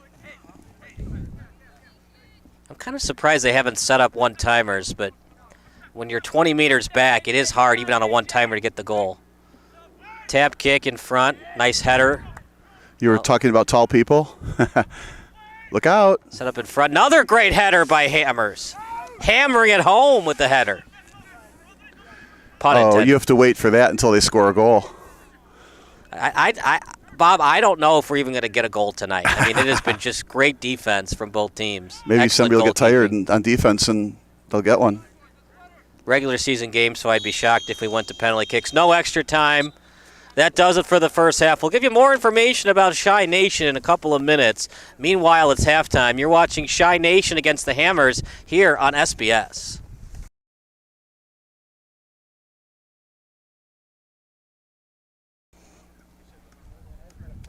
Sports Broadcast Solutions is a broadcasting network for everyone. Instead of spending hundreds or thousands with all these college recruiting sites, let us put together your college highlight reel. For just a fraction of your potential college scholarship and significantly less than these recruiting services, we got this. In addition, we put together highlight reels for teams, including high school, your club team, or travel team. My teammate gave me a great pass, and I just took it. The other team slashed me, took the opportunity, saw where the goalie was weak, and I just shot it there. Solon, O'Connor, and Marsh back on defense, and Marsh gets a blowout. We got a breakaway at 2-0. A shot, and a goal! So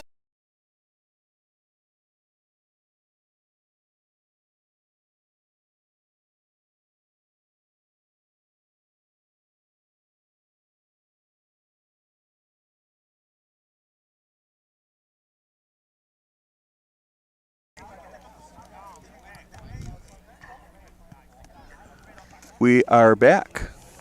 Chi Nation against the SC Hammers. Bob, the man of the match, Amedi Emina for SC That's quite Hammers. a pronunciation of his name. How's that go? Amedi Emina. Hey, okay. Or Imena. Number 14? Probably Imena. Sounds like it could be that. I don't know. Both goalies. Devin Eghe has been great, and the goalkeeper is 85, Luis Ramirez for the Hammers. Yeah, there's a tall defender. I didn't catch his number, too. I want to call him the Ukrainian team, right? But on the Hammers, and he made a couple of nice headers out in front of the goal on some of those corner kicks. Later in the half, Chicago Nation got a little bit more offensive-minded and had some offensive sets and free kicks that they were able to get at least in front of the net. So I think when you talk about quality goal attempts, quality shots on goal, there's no doubt Chicago Nation has the lead on that.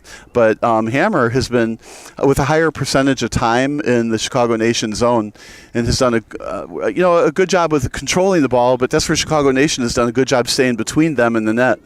I don't know that either team should make any adjustments. I mean, there's going to be some adjustment, but they're going to be minor in nature. It's not like it's going to be all out, let's keep sending the ball or something like that.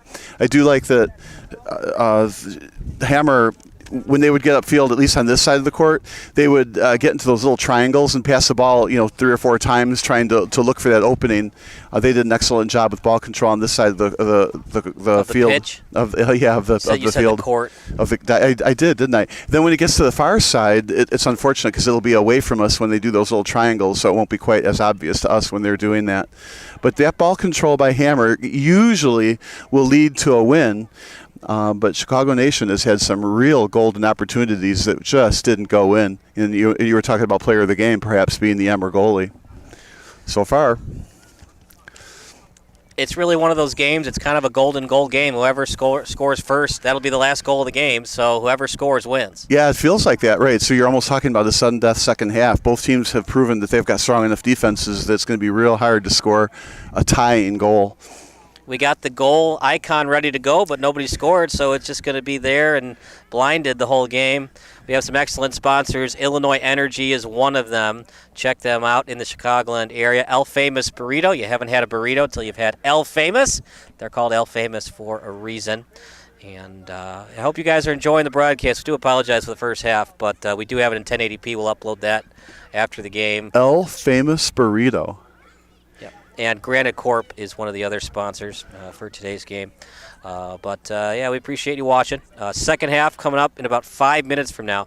We're going to take a break. You're watching Chi Nation against the Hammers here on SBS.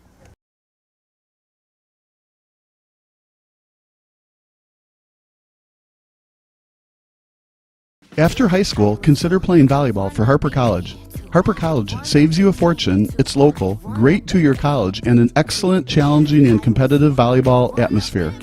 Check us out on the official Harper Hawks website, harperhawks.net, and at Facebook and Instagram at Harper Volleyball. You can reach the coach by going to harperhawks.net, click on Women's Volleyball, and click on Coach Phil Soe.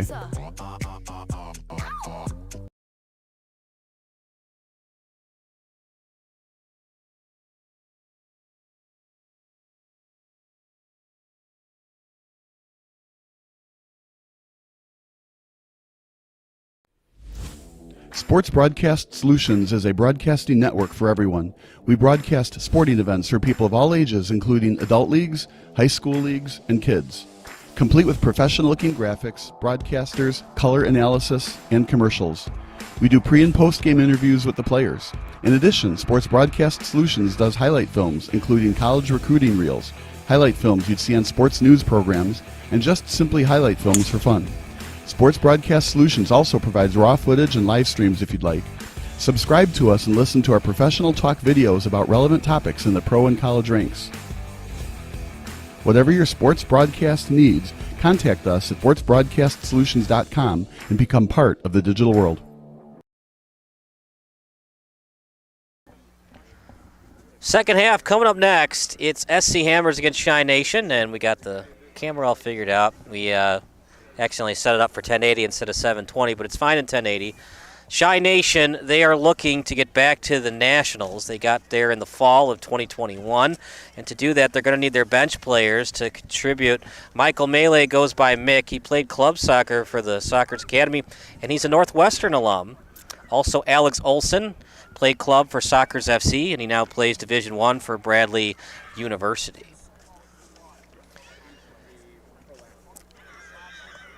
Also for Chi Nation, Matt Conti, he joined the team this year. He's made a big impact off the bench. He recorded a game-winning goal against Madison Week 4, giving Nation the 1-0 win. He played club for Arsenal FC of the PA, winning 4 state championships.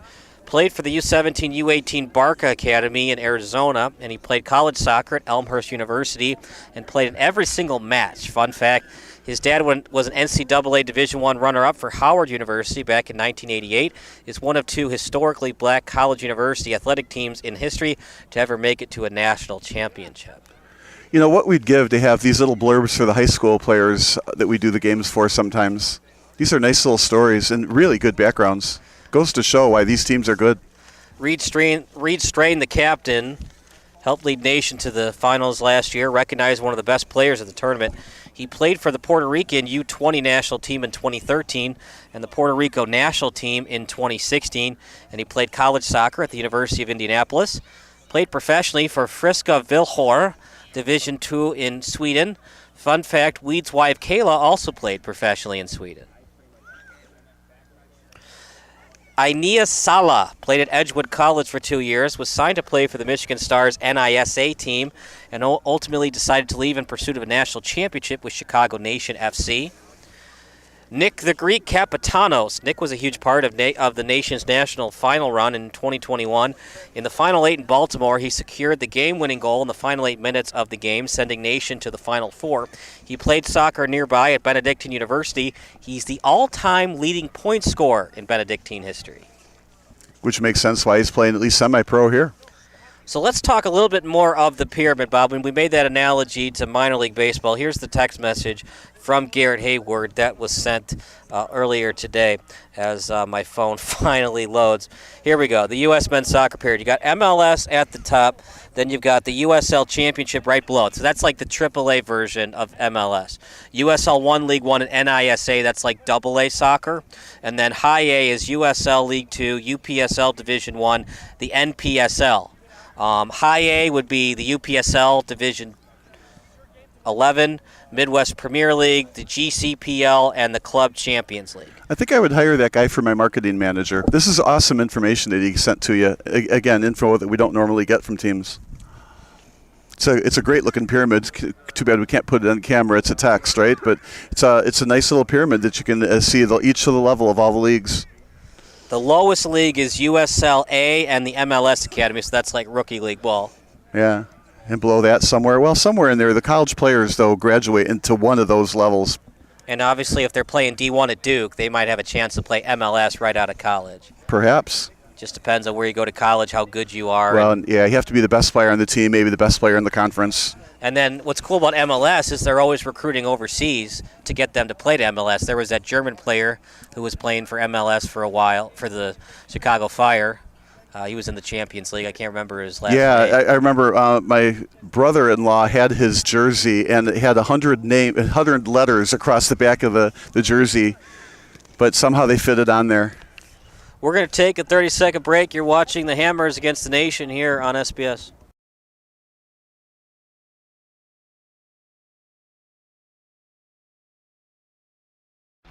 Missing your child's sporting event just plain stinks. But you don't have to worry about that anymore, thanks to Sports Broadcast Solutions. SBS is a live broadcasting network, as well as covering your on-demand needs, recruiting videos, highlight reels, and much, much more.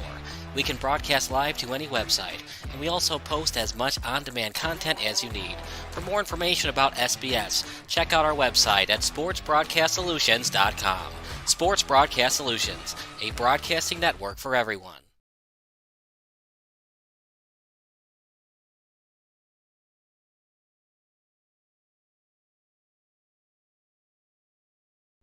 This is Sports Broadcast Solutions, a broadcasting network for everyone. Check us out at sportsbroadcastsolutions.com and become part of the digital sporting world.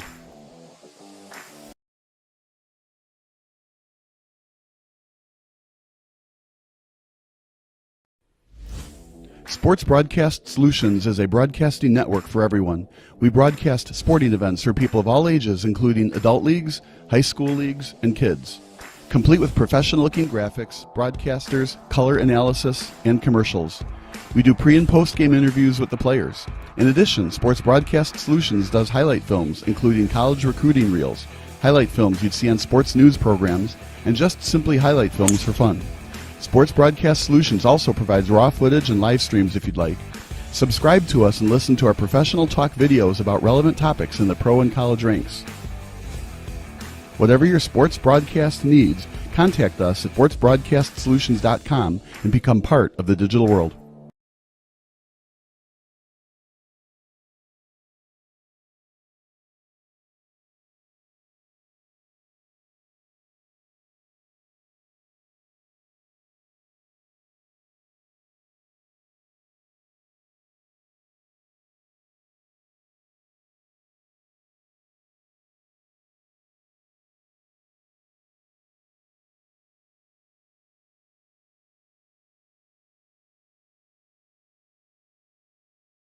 Sports Broadcast Solutions is a broadcasting network for everyone. Let SBS broadcast your sporting event. We have experience and can generate excitement and permanent digital memories for your team. Tonight. That time, finally a goal for the Stampede! We have professional videographers using high-definition modern-day cameras, color analysts, and play-by-play announcers with state-of-the-art updated. Plus, we have commercials to advertise your team, club, or sponsor, and us.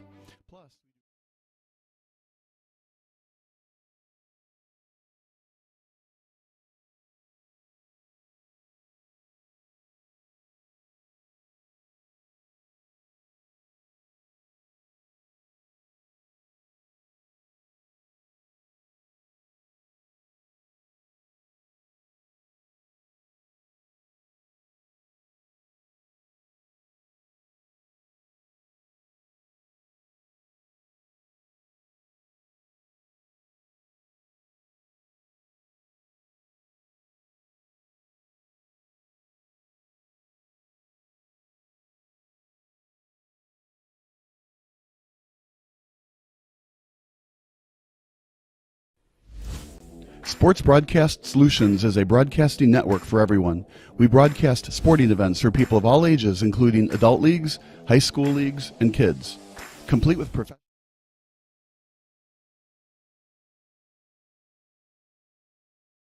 Zoom. Second half about to start. It'll be Shy Nation's ball. As the away team and the Hammers got it for the first half. Running clock. Not a lot of extra time, so we'll see if we get a 0-0 tie. Or if it's 1-0. I doubt we're going to see any more than one goal scored in this half. But I have been wrong before. Well, that's the fun part of all this. Like, you watch the game to see what happens. Now, they are switching sides, so that name I can't pronounce, number 14, and Hammer is going to be on the far side. Imeni is going to be on the far side, so we'll get less of a look of him.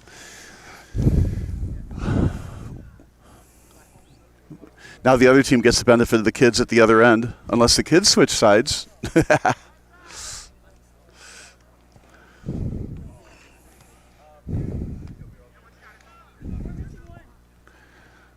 We have a player still not on the soccer field. Soccer pitch. There's no such thing as a soccer pitch. The pitch. The football pitch. Remember you said the court earlier? I'm so used to that. Basketball, volleyball. Come on, May. There's no more basketball, Bob. It's May. No more basketball. That's what I was watching today. Celtics 1-7. We're missing the Suns game. We only care about Bennett Academy basketball. They were done in March. No more. No. I was hoping for the Suns earlier, but now that they're in Game 7, sorry, I'm hoping for Doncic and Dallas. I don't know who's going to win. Are the Sacramento Kings still in it, or is their season over before it starts? Yeah, I think it was over already. It was over by Game 2 of the season?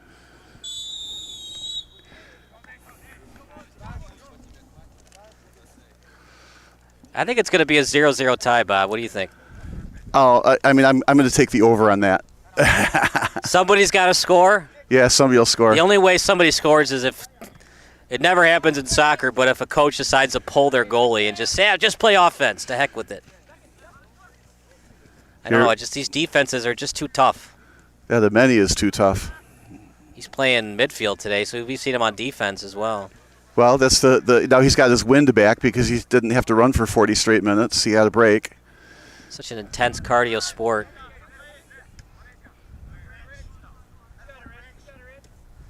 Hey, and we can see the ball from end to end now. Yep, that was on me. Never take the blame. Nobody would know it. But I would know it.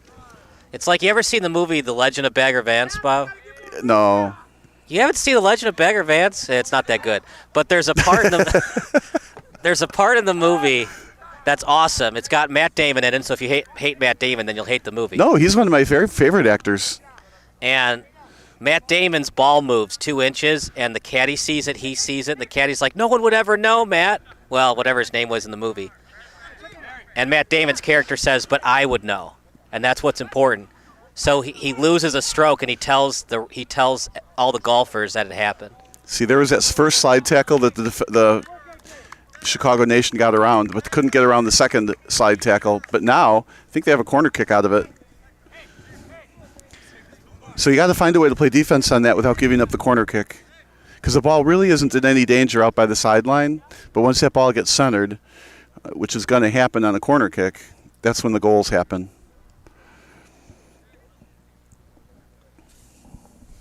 Did you hit record? Okay.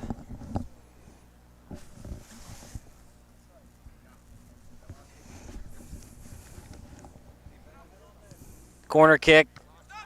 Straight up. And played by the Hammers.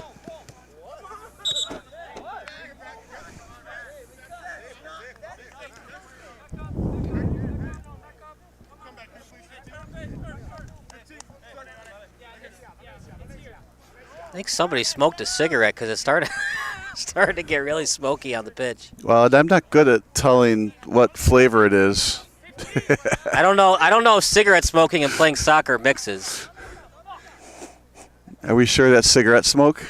It definitely smells like it.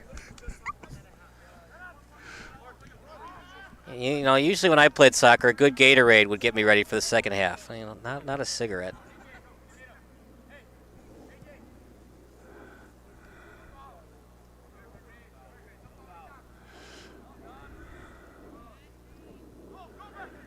Played at the boundary, setting it up in front. And it's going to be kicked out to the end line. Goal kick coming up for Shy Nation.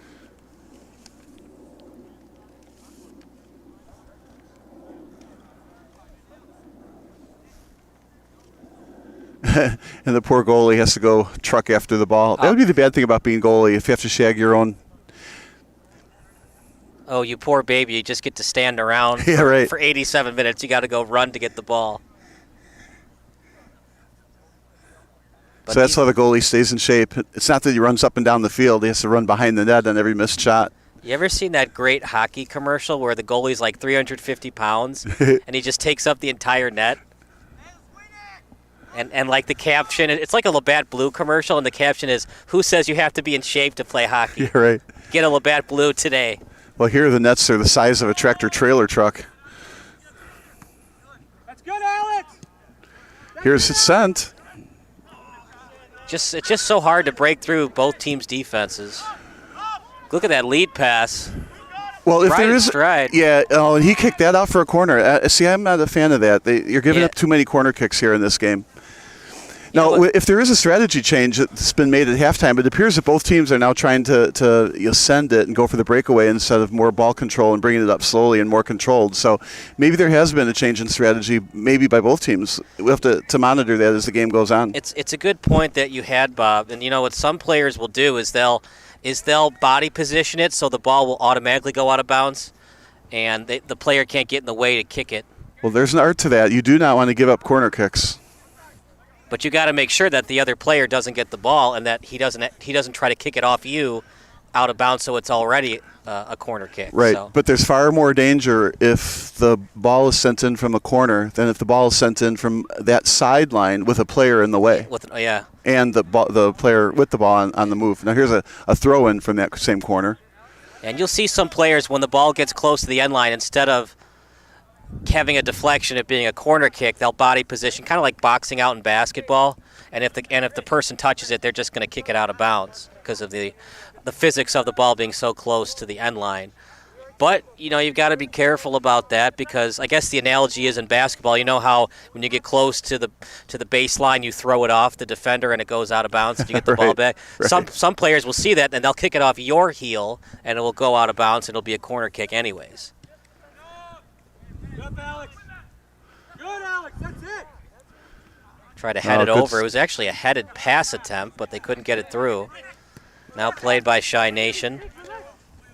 Here, see, there's another send.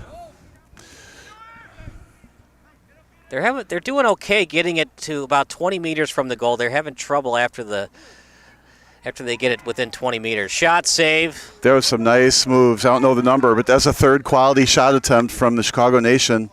But at the same time, not bad defense, though, by SC Hammers, because it was from a tough angle, so it was an easy save. He got by two defenders inside the goalie box. That was horrible defense, I think, at least. But it's still a tough angle shot. It's not in front. So if you're going to get beat, at least get beat on the side. Yeah, and the shot was from near the end of the goalie box, so it wasn't like point blank or anything. But in any event, it was a good save by Hammer. They're lucky that didn't go in. So it's three real high-quality shot attempts from Chicago Nation. That's going to be something to watch on that far side here. Unfortunately, it's a long way away from us, but if I'm Chicago Nation, I try to pull that off again.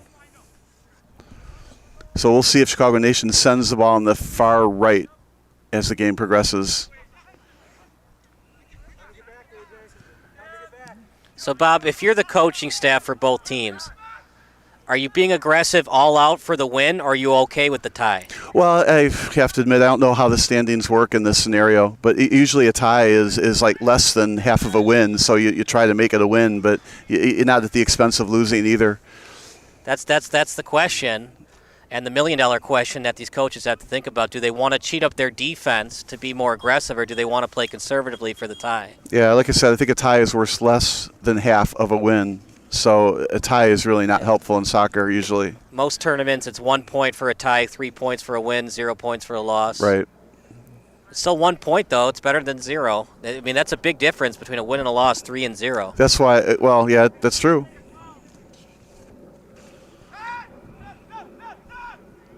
Here comes the free kick. Good setup.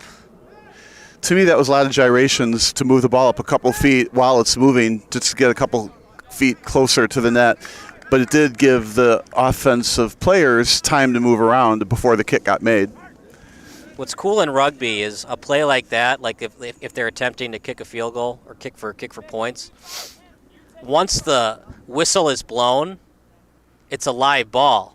So in soccer, it's a free kick. It's not live until he kicks it. Until he touches it, right? Yeah, but in rugby, once the ref blows the whistle, anybody can go and pick that ball up. It just makes rugby such an interesting game to watch. Yeah, baby, that's fine. That's good, Alex.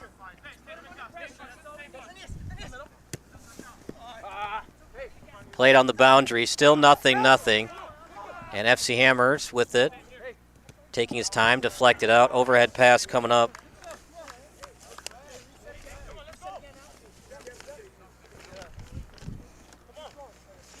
SC Hammers, it's also a soccer academy in the Melrose Park area, so if you're looking to have your kid play some travel soccer this summer, make sure to check them out. It's a very good academy, some excellent coaches led by Dusan Obradovic, Vasil Karatsikai. Apologize if I mispronounced those names. We got the roster 5 minutes before we started the game. Like I said, you sounded like Alex Trebek there. It's always Mexico. It's never Mexico. It's I want Taco Bell, not Yo quiero Taco Bell.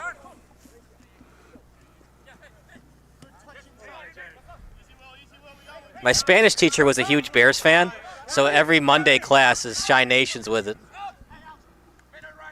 Tries to lead it over in front from 15 meters out on the right foot. Steal attempt unsuccessful. Stays with it. Easy save. They're having trouble getting it to the far post, Bob. Why is that the case? Well, I think that was the far post. They kicked it near where the goalie was. An easy save. Yeah, right to the goalie. Right, they needed to pull the foot, to turn the ankle just a little bit and hit that near post. But again, the shot wasn't from too far out. It was a real good shot attempt. I mean, I'd put that on the quality shot attempt board again. Yeah, the problem is these shots are going right at the goalie instead of trying to make him dive for it on the far post. Right, but they've got some pace to the ball. There's no defender in between. So that's 4 shots that Chicago Nation has that the Hammer hasn't been able to match. A very evenly played game still. What number on offense for Shy Nation has really stolen the game for you in terms of your eyes? Offensively, that's the thing. I haven't seen a lot. Maybe that far. I don't remember what number that was. Was that number 7 that got by the 2 defenders? I don't know yet. Number 7, there's a 17. That's Alex Olson. Yeah, number 7 is who I was speaking of. Like, there he goes with 100 miles an hour back to midfield. Right now it's 20 Sakaji with it. Saraji. Starting to get a little colder, about 60 degrees right now at Ackerman. Oh, it's gorgeous weather. And perfect for soccer. You're not going to get overheated. I wish my USB yesterday was the same, but that got overheated. That's a story for another day, folks. And so I was talking about, I'm talking about Spanish Mexico versus Mexico. My Spanish teacher was a huge Bears fan. So every Monday, he would say, "How did the Los Ojos de Chicago do?" I'm like, "Come on, man! Like that's such Spanglish. Just say the Chicago Bears." No. Los Ojos de Chicago. I'm like, "All right, man. Whatever." Los Ojos de Chicago lost. No bueno. Well, what do they put on the Lakers jerseys? Los Lakers. Come on, they had to do the Spanish version of Lake, right? There's no way they did Los Lakers. What do they do, though? That's almost as bad as when, remember Chad Johnson, he called himself Ocho Cinco? Yeah, right. By the way, in Spanish, it's ochenta y cinco, it's 85. Ocho Cinco is nothing, it's just 85. Well, that's his number, 85. No, it's 85. Come on now. Ochenta y cinco. Get it right. As my dad would say, get it right or don't do it at all. We're going to call that a pass, no shot. That'd be awesome because the way you write it is you have to do a space, then the Y, then the space Cinco. I don't even know if Chad Johnson could have fit that on his jersey. He was in stride. This is too bad. It looked like trouble at first. Text line still open. Final reminder, 330-957-7653, your favorite high school, college, or professional soccer memory. There's Olsen again, sending it back up to his midfielder. Conditioning, major part of this game, 0-0. Who is still in shape at this point of the game and can beat the defender and get a good shot on net? Like Bob said, FC Hammers winning the possession battle, but Shy Nation winning the shots on goal battle. And it's been a lot cleaner than we saw in the first half. Well, so far. We're at the 15th minute. And we'll see how much extra time the officials award. We have a sub coming in here. Munoz Fuentes into the game. The near side ref is going to need a whistle to get the attention of the ref. We're going to have to buy Munoz an iron after the game. Little wrinkles on that jersey. That's all right. You don't think that was from a slide tackle in the first half? We'll call it that. Either that or he forgot to iron his jersey before the game.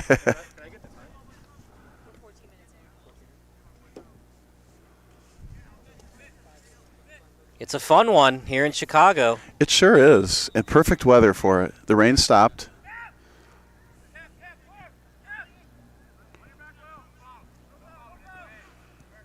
Here's the triangles we were talking about on the far side. The triangle offense has been working wonders for SC Hammers tonight. They just can't get the shots on net. Here's the send. Send it straight up. Great spacing, and now Chi Nation will slow it down on offense. Look at that move. To his left foot. Can he keep it in?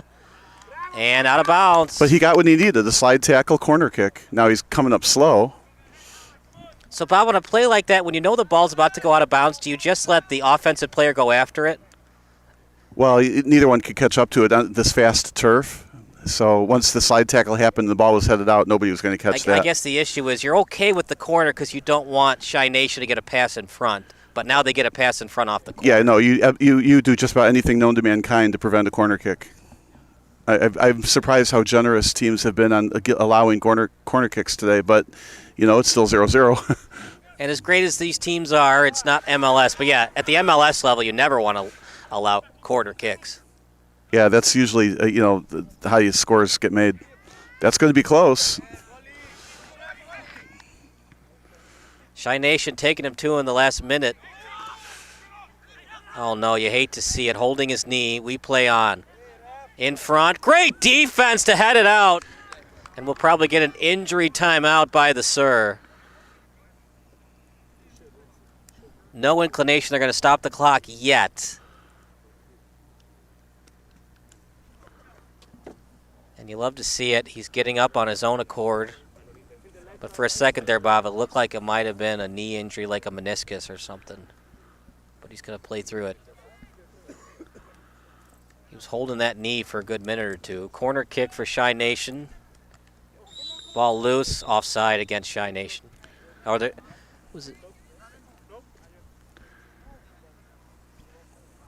it offside or did he push off?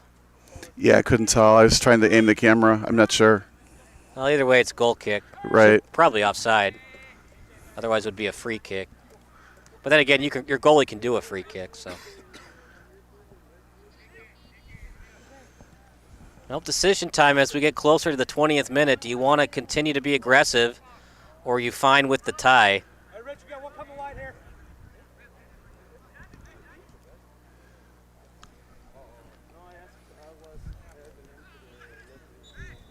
Sometimes the game of soccer comes to a couple of plays. If they had just scored on that breakaway, would have been a win, most likely for Chi Nation, but right now SC Hammer is hanging on for the tie, and they've had their chances to score. Yeah, if you were to say quality shots on goal, I have it at 4-0, but every coach is going to ring it up according to what they're telling their team to do. Quality shots, but the shots could have been better. They've been pretty easy for the goalkeeper to maintain, but he's made the saves that he's need to make. Got another substitution happening here, right in front of us.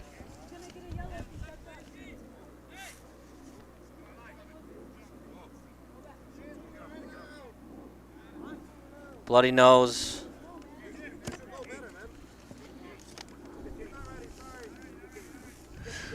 So we have a bloody nose going on here. That's what's happened. Do not have 9 on the roster. Here's the free kick, centered. And good job that time by Demeneghi to play it. The Mexican doing a great job tonight. See if we can get Matt Conti into the game.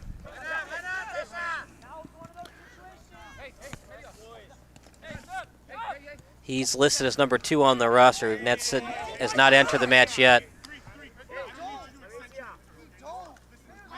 And here we go, Bob. The complaining continues, and it's up to the sir to see what he wants to do about it.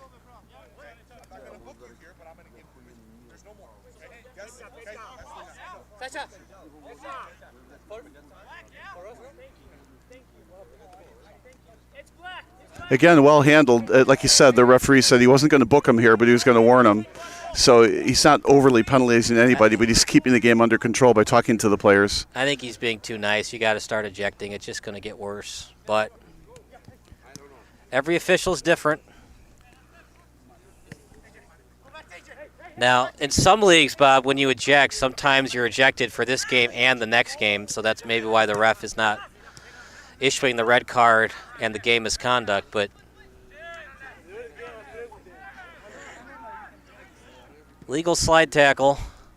Even Chi Nation knew. They did not complain about it. Headed by SC. Now played near the end line. Hammers have not had a lot of scoring chances, but they're winning the possession battle. You got to give credit to Chi Nation, though. Even though they haven't had the ball that much this match, they're finding a way to steal it and avoid shots on net. Well, here's their nightmare.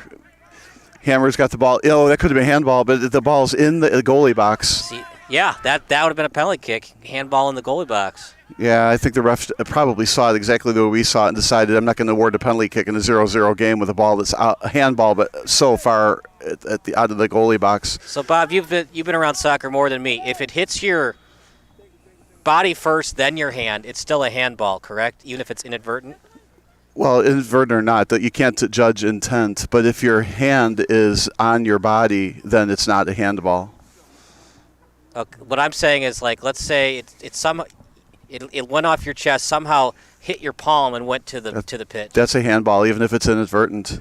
That's what I thought. Yeah, and I think that's what happened. It looked like it went off the chest and immediately went off the palm. Yeah, it was some kind of a combination, but the referee decided I'm not going to call that too far away from the goalie. Let's not wreck a good game with a penalty kick. I'm saying a very well-ref game. I just don't like when refs get harassed, and they've been kind of harassed today. And I think sometimes it gets to a point you just eject, and then it stops.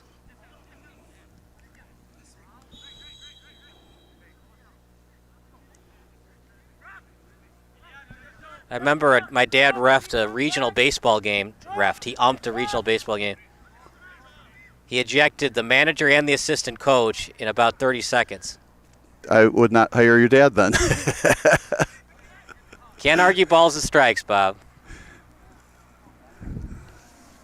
You can argue anything you want. And guess where you'll be watching the rest of the game? Yeah, on YouTube instead of from. Yeah, referees really don't want to throw people out of games if they can help it. Well, I think Joe West liked it a couple of times. There is an art to it. Not to Joe West's umpiring, there isn't. No, but the way he ejected was pretty funny. Oh. You know, Cowboy Joe was pretty great until he started a music career. Then he became more of a celebrity than an umpire. But, I mean, there was a reason Cowboy Joe made it to the MLB ranks. Back in the day, he was a very good umpire. I think Angel Hernandez could be better if he just listened to criticism. Well, he would be a lot better if there's a robo-ump. Whoops. The problem with MLB reffing, it's like a Supreme Court justice. You can't be voted out. So there's kind of an entitlement to it, and when you have lifetime job security, it's hard to want to get better because you have the job forever. Yeah, that's what needs to change. If you're no longer a quality umpire, you shouldn't be umpiring. I think that's for any profession, right? A Supreme Court justice, you might be able to argue for that. We got to be careful on that one, though, because people get them out for political reasons, not because they're not following the Constitution. But here in reffing, you can tell, like with baseball ump, what percentage of the calls you're actually getting right. It's a good ball. Another send and some speedy Hammer player. Look at that move on the left foot, way too wide.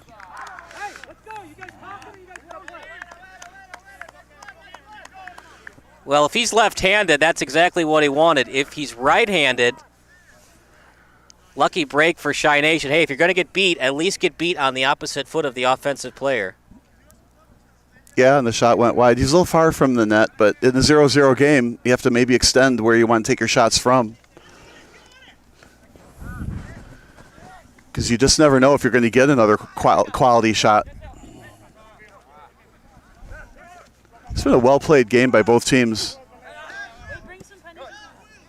Tempers notwithstanding. A slight push there. There we got it. They're calling a lot of it, and they're very consistent with the calls. This is a good referee. It's very consistent. Look at that pass. You know, one other thing about the ref, not to sing his praises too much, right, but he talks to the players a lot. He's not just, I'm making a call and you got to live with it. He tells the players what's going on. Shy Nation's going to get some fresh legs onto the pitch soon. There's Matt a trip. Conti and Alejandro Gutierrez. Alejandro played club with Chicago Fire Juniors Academy and San Antonio Academy. He is from Colombia. And we talked about Matt Conti. He's finally going to get some action as we get close to the 26th minute. Left-footed kick near the end line, going to be played by Shy Nation. Now a left-footed pass in front. That was a good pass. There's nobody there. Here we go. Imani all the way back on defense. He's got to be tired. He's played most, if not all, this game. Well, and he's expecting to run up and down both ends. He's done an outstanding game.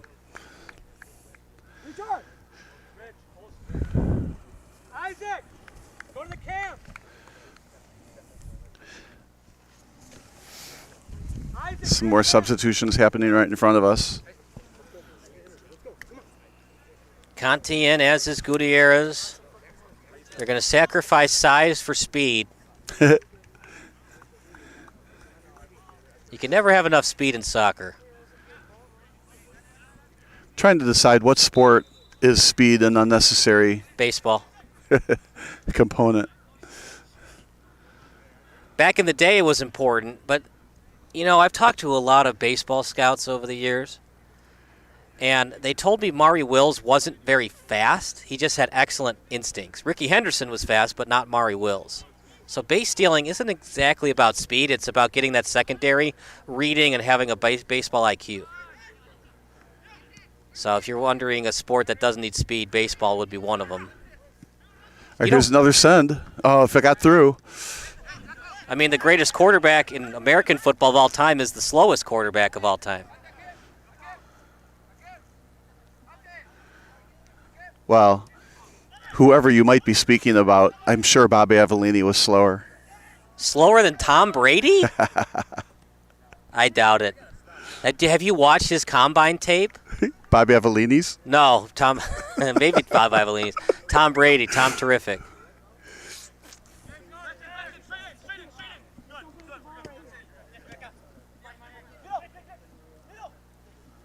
Could have been a Bear, but instead they drafted somebody else, and the Patriots took a chance on Tom Terrific. Another send Look at attempt the with some speed, but right? the goalkeeper's going to get it. Fabulous pass, even better speed. That time to 7, Capitanos. So there was 7 on the roster. there was some danger on that goal kick all the way from one end to the other, and it hopped high enough on this turf that Hammer was almost able to make a play on it. And the Chicago Nation speed of number 7, I don't have the roster there. It's Capitanos. just, yeah, it's 7, just terrific. 17's Olsen. There was a push off, no call. Again, the remarkable plays seem to revolve around number 7. Nick the Greek. Oh, I didn't see a foul there. Yeah, it was.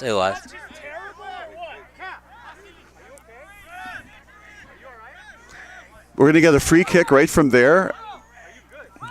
Yep, it was definitely a push. Well, we'll have to play that back because even I didn't see the push, but it's a good call. We're going to get a free kick from here as a result. We got a player down on the field for the moment. The coach over here on the Chicago Nation side is saying the same thing. Hey, where was the foul? Yep, I agree. It was definitely a Well, that's why you push. record these games. You play it back and you see for yourself.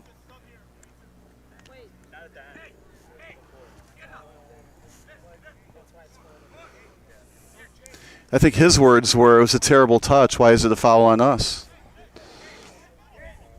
But whatever, the referee did call a push, and we got a free kick a little bit further away from where the push actually happened.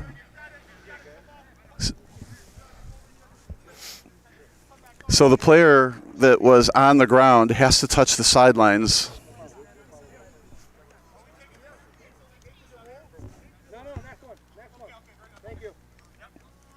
All right, so while he's coming off, we're going to get down to the other end and watch the free kick. Now they're down a man on the field. Down a man with the free kick. Here's the far post. Yep. They just can't get it on net, and now another player falling to the pitch. Bodies flying all over the place. Yeah, I think they're going to call this on the hammer. It's going to be a free goalie kick, or a free kick from there, which the goalie will take. So just a goal kick.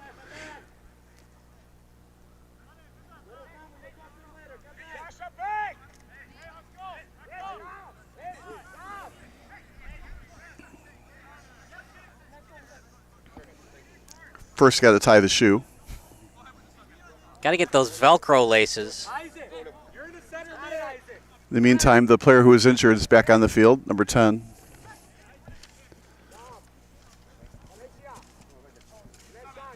Jonathan Rodriguez for SC Hammers. Boy, they're taking a long time for these substitutions. Might be by design, Bob. They know they've been beat a lot on those lead passes on defense, and any kind of way to slow it down to regroup and reset. Waste time, why not? The colorful Chicago Nations coach was commenting that the player needed a wheelchair to get off the field. Alexei Topchai into the game.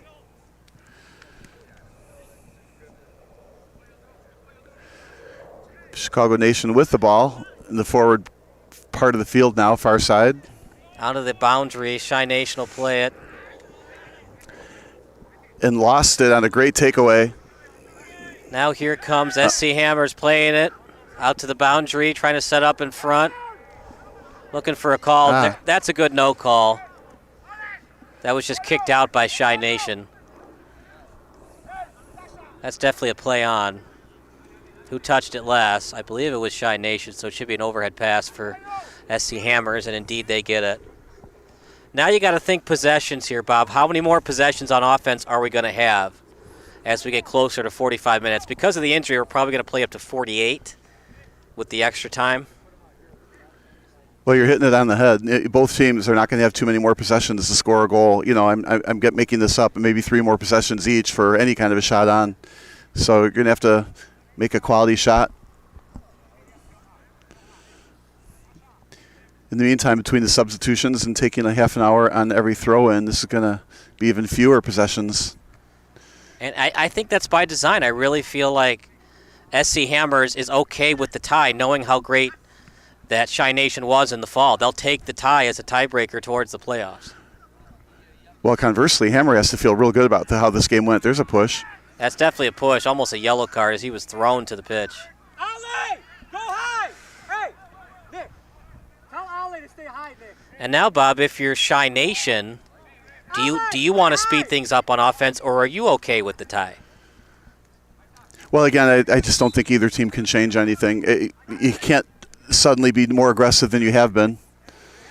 Well, I meant speed up your free kick, speed up your overhead passes, try to score quicker. To get that one extra possession.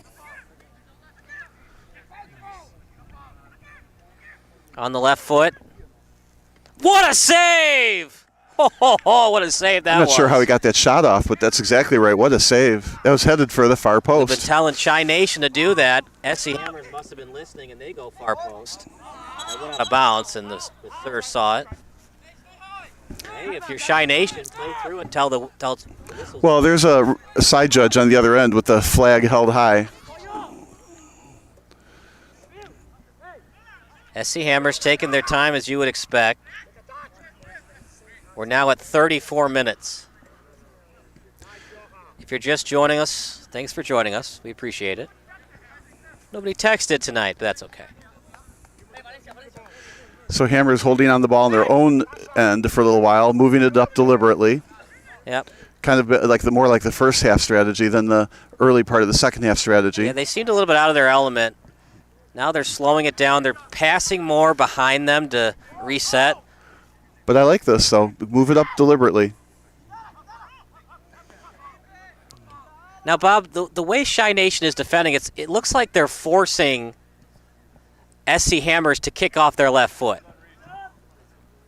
which makes sense, right? Because most people are right-handed, so your dominant foot is your right foot. If you're going to get a shot on net, you want to shoot on your right, not your left. Yeah, it's likely intentional, but the question is, do they also have a scouting report on the players? Do they know which players are right-footed versus left-footed? True. I mean, you have to tell the UPSL if you're right or left-handed. Yeah, the question is, are they scouted? Now, a lot of these players have been playing soccer a long time, so some of them are, do we call them switch soccer players? Yeah, this happens in college volleyball, right? You have the other teams so well scouted that, it's trick plays, they just don't work. They're scouted, they're coming.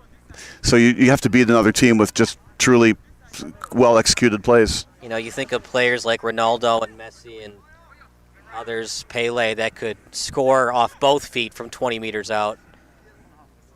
But most of these guys, if you're going to score off your left foot, it's probably within 10 meters. More substitutions coming in. Massaneo will take a seat. But he doesn't want to take a seat. Truckhahn will come in. Guess he forgot his white socks because he's repping the blue and black.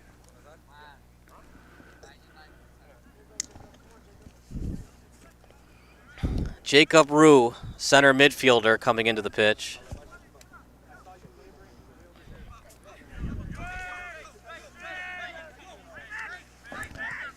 Well, we told you who our 3 stars are going to be. We will tell you in a couple of minutes who we're going to name. And if your guess is one of them a goalie, that is true. Will it be both of them? We'll let you know in a couple of minutes. Falling to the pitch, looking for a call. Chi Nation doesn't like it. But it looked like he was slide tackle away from the ball. Well, this is a free kick in a dangerous part of the field. I don't know if you can score that far away, though. I think you have to pass it for a one-timer. You could try it. Only chance, really, is to go top shelf. Let's see what they do with it. They certainly know what play they're going to run already. Left-footed kick. There's Demengahi again. Deflected off the netminder. And the shot will not occur because... That was a good free kick. It was high. It was to the corner. It was a very good save as well. It's been a great game for Peru Demengahi. When Peru was very young, he lost a match 3-2 on an Olympic goal. And of course, we're talking about Peru. He no longer wanted to play goalie until he found a pair of goalie clubs in the stands as a sign from God that he should continue his pursuit of playing goalkeeper. And he made the right decision, Bob, because he is excellent between the pipes. 3 stars of the game. That's brought to you by Sports Broadcast Solutions. 3rd star, we're going to give it to Amani. You can't give it away now before the game's over, can you? Bob, it's going to be a 0-0 tie. Let's just... I think we've seen enough. I mean, things could happen, of course, but I think it's within reason it's going to be a 0-0 tie.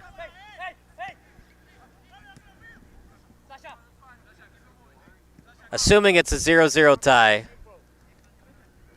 we'll go with star number 3. We'll go with Luis Rodriguez. Star number 2, Amani for SC Hammers. And then star number 1, Peru Demengahi. He has just been phenomenal tonight.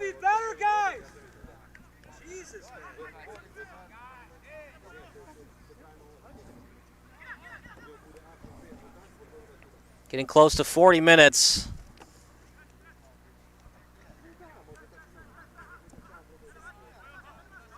All right, Bob, as we get closer to 48, you don't have to name your stars now, but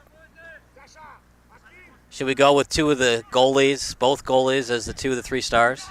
In my mind, that's not who I've got picked, but I mean, it's still got ways to go before the game is over, right?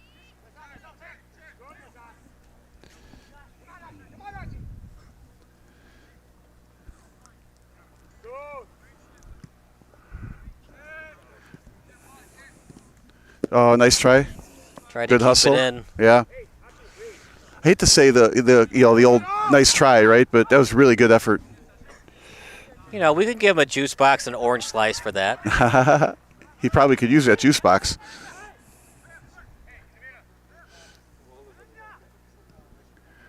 Lead pass over to the sideline. Yeah, we haven't seen as much of that this half as we did in the first half on that far side. You know, the left forward position. They haven't been able to get the ball upfield as much this half. All right, Bob, you're the coaching staff for both teams. If you get beat on a play, do you just kick it out of bounds as we're closer and closer to 48 minutes? Oh, you bet. Yeah. If you can catch up to the ball, if you're beat on the play, you could be in real trouble. But yeah, just hit it out of bounds. Do anything. Don't give up a goal. Well, most of the lead passes has been on the sideline. So if you get beat, it's most likely going to be a centering pass in front. Ball goes out of bounds as SC Hammers has to get back on defense. A little bit on their heels right now. Lead pass over to the corner. This is what Chicago Nation needs. The ball in the forward field. Ball control, passing. They've got numbers. Maybe switch to the other side. Now played by Volra. And now at midfield. Slow-moving ball, headed straight up. Now 20 meters away, picked up by Shine Nation. The man off the bench has done well in Gutierrez. Capitanos had it briefly, now to the boundary. And it slides out of bounds. Yeah,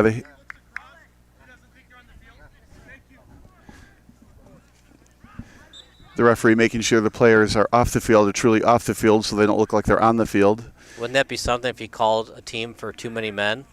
Well, I think in a 0-0 go. Yeah, I think he's more concerned that the other team would have to play defense on a guy that's not on the field. But the Hammer coach was noting that the ball was deep in their own zone and was screaming at the players to push it back. There'll be a foul there. Oh, here we go. Yeah, they're right. That is a red card. That was definitely unnecessary. But the ref is just being nice. But Bob, that's brutal. That's got to be a red card. And the ref has been very good tonight. But this, like I told you, if you don't eject, it's just going to get worse and worse and worse when you have senior league soccer.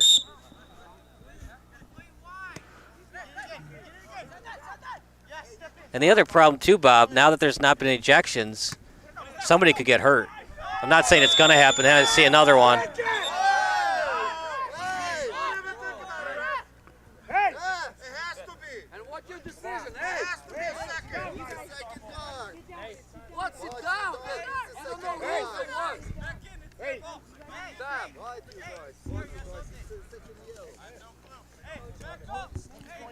Tupchi was slow to get up. That was two plays right in a row by the same defender. And I understand the frustration by SC Hammers because you've got a guy coming off the bench that has fresh legs. Well, it looked like it could have been retaliatory in nature kind of a play is where I was getting it. Anyway, free kick for Chicago Nation. So it's a little bit chippy at the moment. That's putting it lightly. I get why you don't eject, but this is the problem when you don't do it. It's just going to get worse and worse, especially with adrenaline pumping. Each team wants to win. Do whatever it takes to win. Here's a well defended. Out to the corner. Chicago Nation now with the throw in. Substitution coming in soon for Shy Nation. It's going to be Chris Mendez, the winger. We have not said Taras Daidich's name a lot, if at all, this second half. Good job of the defense for Shy Nation as they have shut him down. Overhead pass out in front, ball loose, cleared by SC Hammers. And now from 20 meters out, played off the left foot.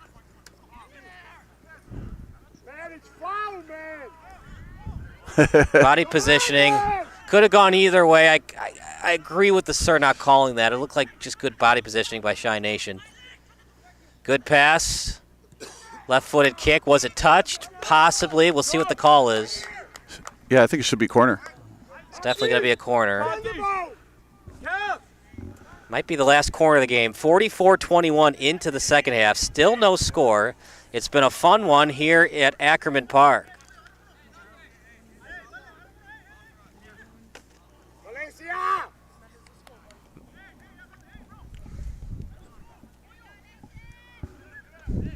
Chi Nation also has another substitution. Zahir Khaled into the game. We talked about Jacob Rue. That's a header. And now played 20 meters out. Make it 25 meters. Slow-moving ball. Was picked up by Chi Nation. Deflected out that time by SC Hammers. Jacob Rue into the game. He's the youngest player on Chi Nation. He's just 17. He currently plays club at Evolution SC. He's being recruited by a few Division I colleges. He won the Surf Cup in San Diego. Good lead pass over to the corner. Another deflected corner. out. Another corner kick. So I stand corrected. We'll see at least one more corner this half. Yeah, you don't want those corners. There was a foul in there, I think, but the referee let it go because Chicago Nation had control. Now Chicago Nation's doing a great push at the end of this quarter, or this half. I'm clearly not satisfied with the tie. Hammers, broadcaster's jinx, right? Hammer's done a great job of clearing the ball on all these corner shots. Just got to clear one more time to hold on for the tie. Nice Tap center. pass in front. The goalie punched it out. Nicely done. Didn't get much on that shot. No. Easily blocked and cleared by the Hammers. 0-0 tie. Now decision time exactly for each team. I think you just play conservative, take the tie.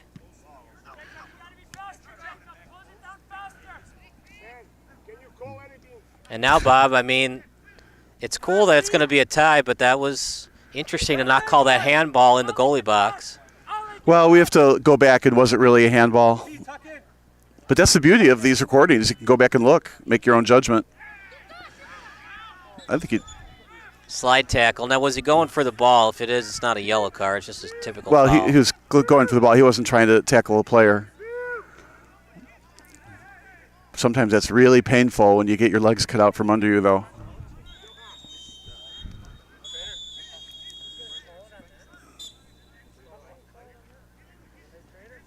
Injury timeout. We'll take a timeout at the 47. That's the end of the game. Yeah, that's it. The ref called it. I thought they'd give him 3 minutes of extra time. They only give him 2, and that does it for the second half. So that does it for the match. A 0-0 tie. Some controversy, a lot of fouls. No goals were scored. But a very fun game, very entertaining. It was entertaining. I think the ref was a little bit more entertained by the complaining that he would like, but that's what happens in a good competitive match like this. Both teams trying to get the win and get that 3 points in the standings. But So what did you decide for the 3 players? I already gave you. I'm going to stick with what I said. I said with number 3, Ramirez, the goalie, for SC Hammers, Amani number 2, and I'm going to go with Demon Gahi for number 1. Okay. What do you go with? There you have it. Oh, I'm allowed to pick different people? Yeah. Oh, well, in that case, number 14 for White, that was Imari. Okay, so right. 14 is Sala. On White? Amana. Right, and then for Hammers. Number 7 on the roster you just had. For Nation is Capitanos. Number 7? For Chi Nation is Capitanos. It looks like this guy. Alex Olson is 17. Capitanos is number 7. No, that's he just did that accidentally. Here's their player number. Oh, number 7. Yeah. My bad. Right, so yeah, that guy, Capitanos, and then the goalie, clearly for Hammer was. You want to go with Hammer's goalie for number 1, Ramirez? Yeah. But it was a well played game. Well, you can't go wrong with any of those 3 stars. So it's Chi Nation's broadcast. We'll try to get Demon Gahi or Capitanos in the post-game show. But we do appreciate you watching. That does it for our play-by-play broadcast. Post-game interviews coming up next here on SBS.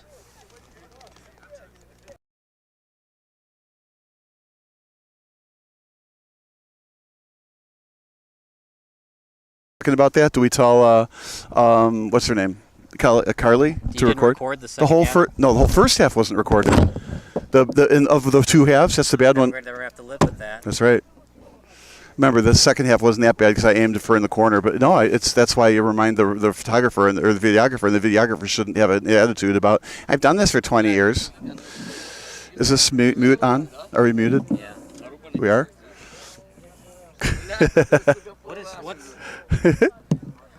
Listen to our professional talk videos about relevant topics in the pro and college ranks. Whatever your sports broadcast needs, contact us at sportsbroadcastsolutions.com and become part of the digital world.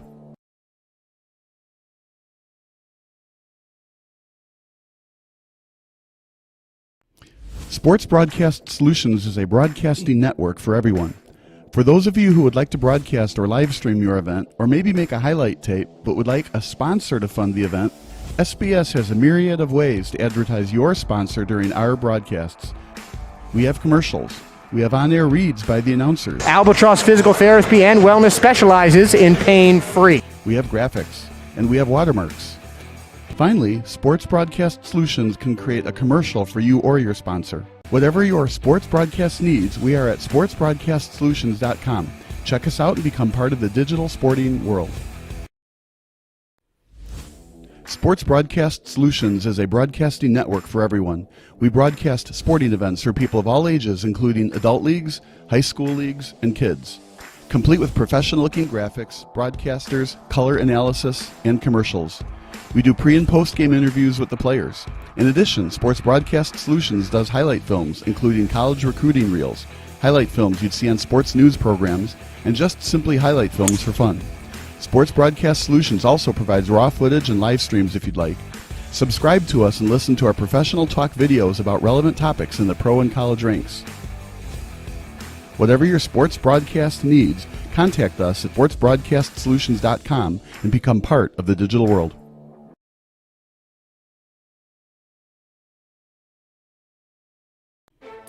Sports Broadcast Solutions is a broadcasting network for everyone. For those of you that just want raw footage of your sporting event, but no play-by-play or color commentary, you just need us to live stream video from the event over the internet. We will live stream your event on YouTube on our Sports Broadcast Solutions channel. In addition, we also have a dedicated channel on YouTube for live streaming at SBS Livestream. And if you need multiple channels, we can utilize Facebook Livestream and Instagram Live on our channel as well. Options include commercials from your sponsors, professional scoreboard graphics are still available, and of course, yes, pre- and post-game interviews are available as an option if you want. We've been working really hard this whole summer and stuff. Whatever your sports broadcast needs, we are at sportsbroadcastsolutions.com. Check us out and become part of the digital sporting world.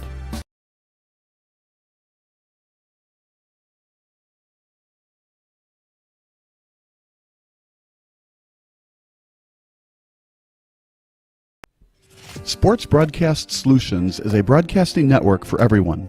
Instead of spending hundreds or thousands with all these college recruiting sites, let us put together your college highlight reel. For just a fraction of your potential college scholarship and significantly less than these recruiting services, we got this. In addition, we put together highlight reels for teams, including high school, your club team, or travel team. My teammate gave me a great pass, and I just took it. The other team slashed me, took the opportunity, saw where the goalie was weak, and I just shot it there. Solon, O'Connor, and Marsh back on defense. And Marsh gets a blowout. We got a breakaway at 2-0. A shot, and a goal! So, 3-3. The power play was officially over. Whatever your sports broadcast needs, check us out at sportsbroadcastsolutions.com. Check us out and become part of the digital world.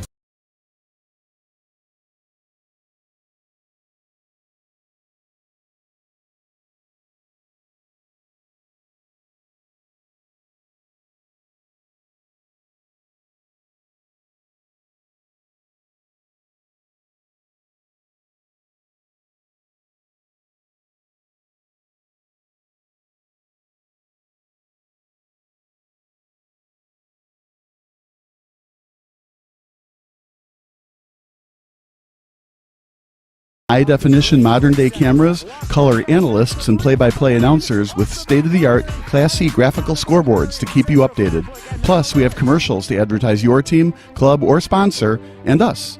Plus, we do pregame and postgame interviews. Hi, everybody, and welcome to the postgame show brought to you by Marion Central Catholic. My name's Kyle Smith. But my name doesn't matter. These young ladies matter. It's senior night as the Hurricanes win a battle down the stretch, 48-46. Hi, I'm Carrie Kramer. I swim 50 breast, 50 free and 100 back. Whatever your sports broadcast needs, we are at sportsbroadcastsolutions.com. Check us out and become part of the digital sporting world.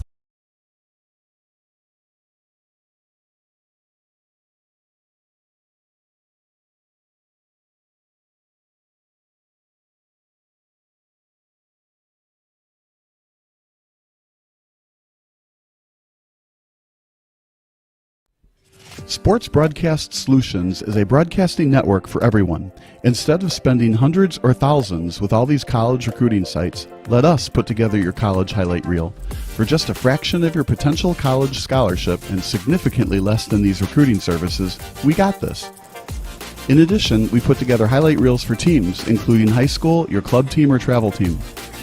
My teammate gave me a great pass, and I just took it. Other team slashed me, took the opportunity, saw where the goalie was weak, and I just shot it there. Solon, O'Connor, and Marsh back on defense. And Marsh gets a blowout. We got a breakaway at 2-0. A shot, and a goal! So 3-3. The power play was officially over. Whatever your sports broadcast needs, check us out at sportsbroadcastsolutions.com. Check us out and become part of the digital world. But I'll wait for you to hit record on the... Is the mic hot? Welcome to the post-game show brought to you by Sports Broadcast Solutions. My name is Kyle Smith, and we appreciate you watching. But my name doesn't matter. This young man matters. Alex Olson for Shy Nation. It's a 0-0 tie. It was well fought by both teams. Both goalkeepers were great. What can you say about Peru? He was excellent between the pipes tonight. He was fantastic for us. Definitely came in clutch a few times. Really solid back there for us as a whole. So how does this work in terms of tiebreakers and aggregate mode for tiebreakers for the playoffs? I'm not too sure, but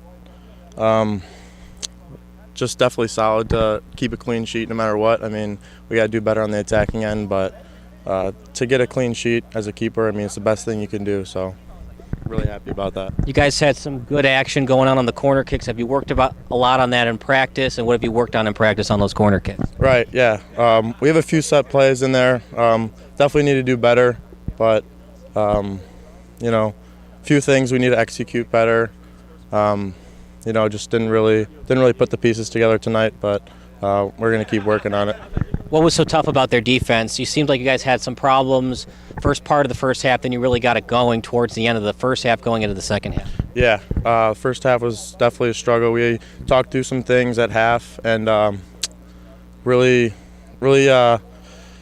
just kind of dissected their defense, and a few of our guys and the coaches really talked through some pieces. So we got a good couple leaders on our team that really helped us through some of those moments. Was it hard to get shots on net? Were they forcing you more on your left foot than your right foot tonight? Definitely. Definitely not a lot of shots on goal tonight. Definitely need to be better about that. Final thoughts about the game going into your next match? I just think we need to execute more in the final third and keep doing our thing. Thought the back line played great. Keeper played great. Midfield played great. Just need to keep doing our thing up top. Alex, well, it's not the result you actually wanted, but, you know, 0-0 tie is better than a 1-0 loss. Correct. That's Alex Olson, and that does it for our post-game show. So for Bob Vilsoe, Eric Ratchey in the studio, I'm Kyle Smith. We'll see you next time on Sports Broadcast Solutions.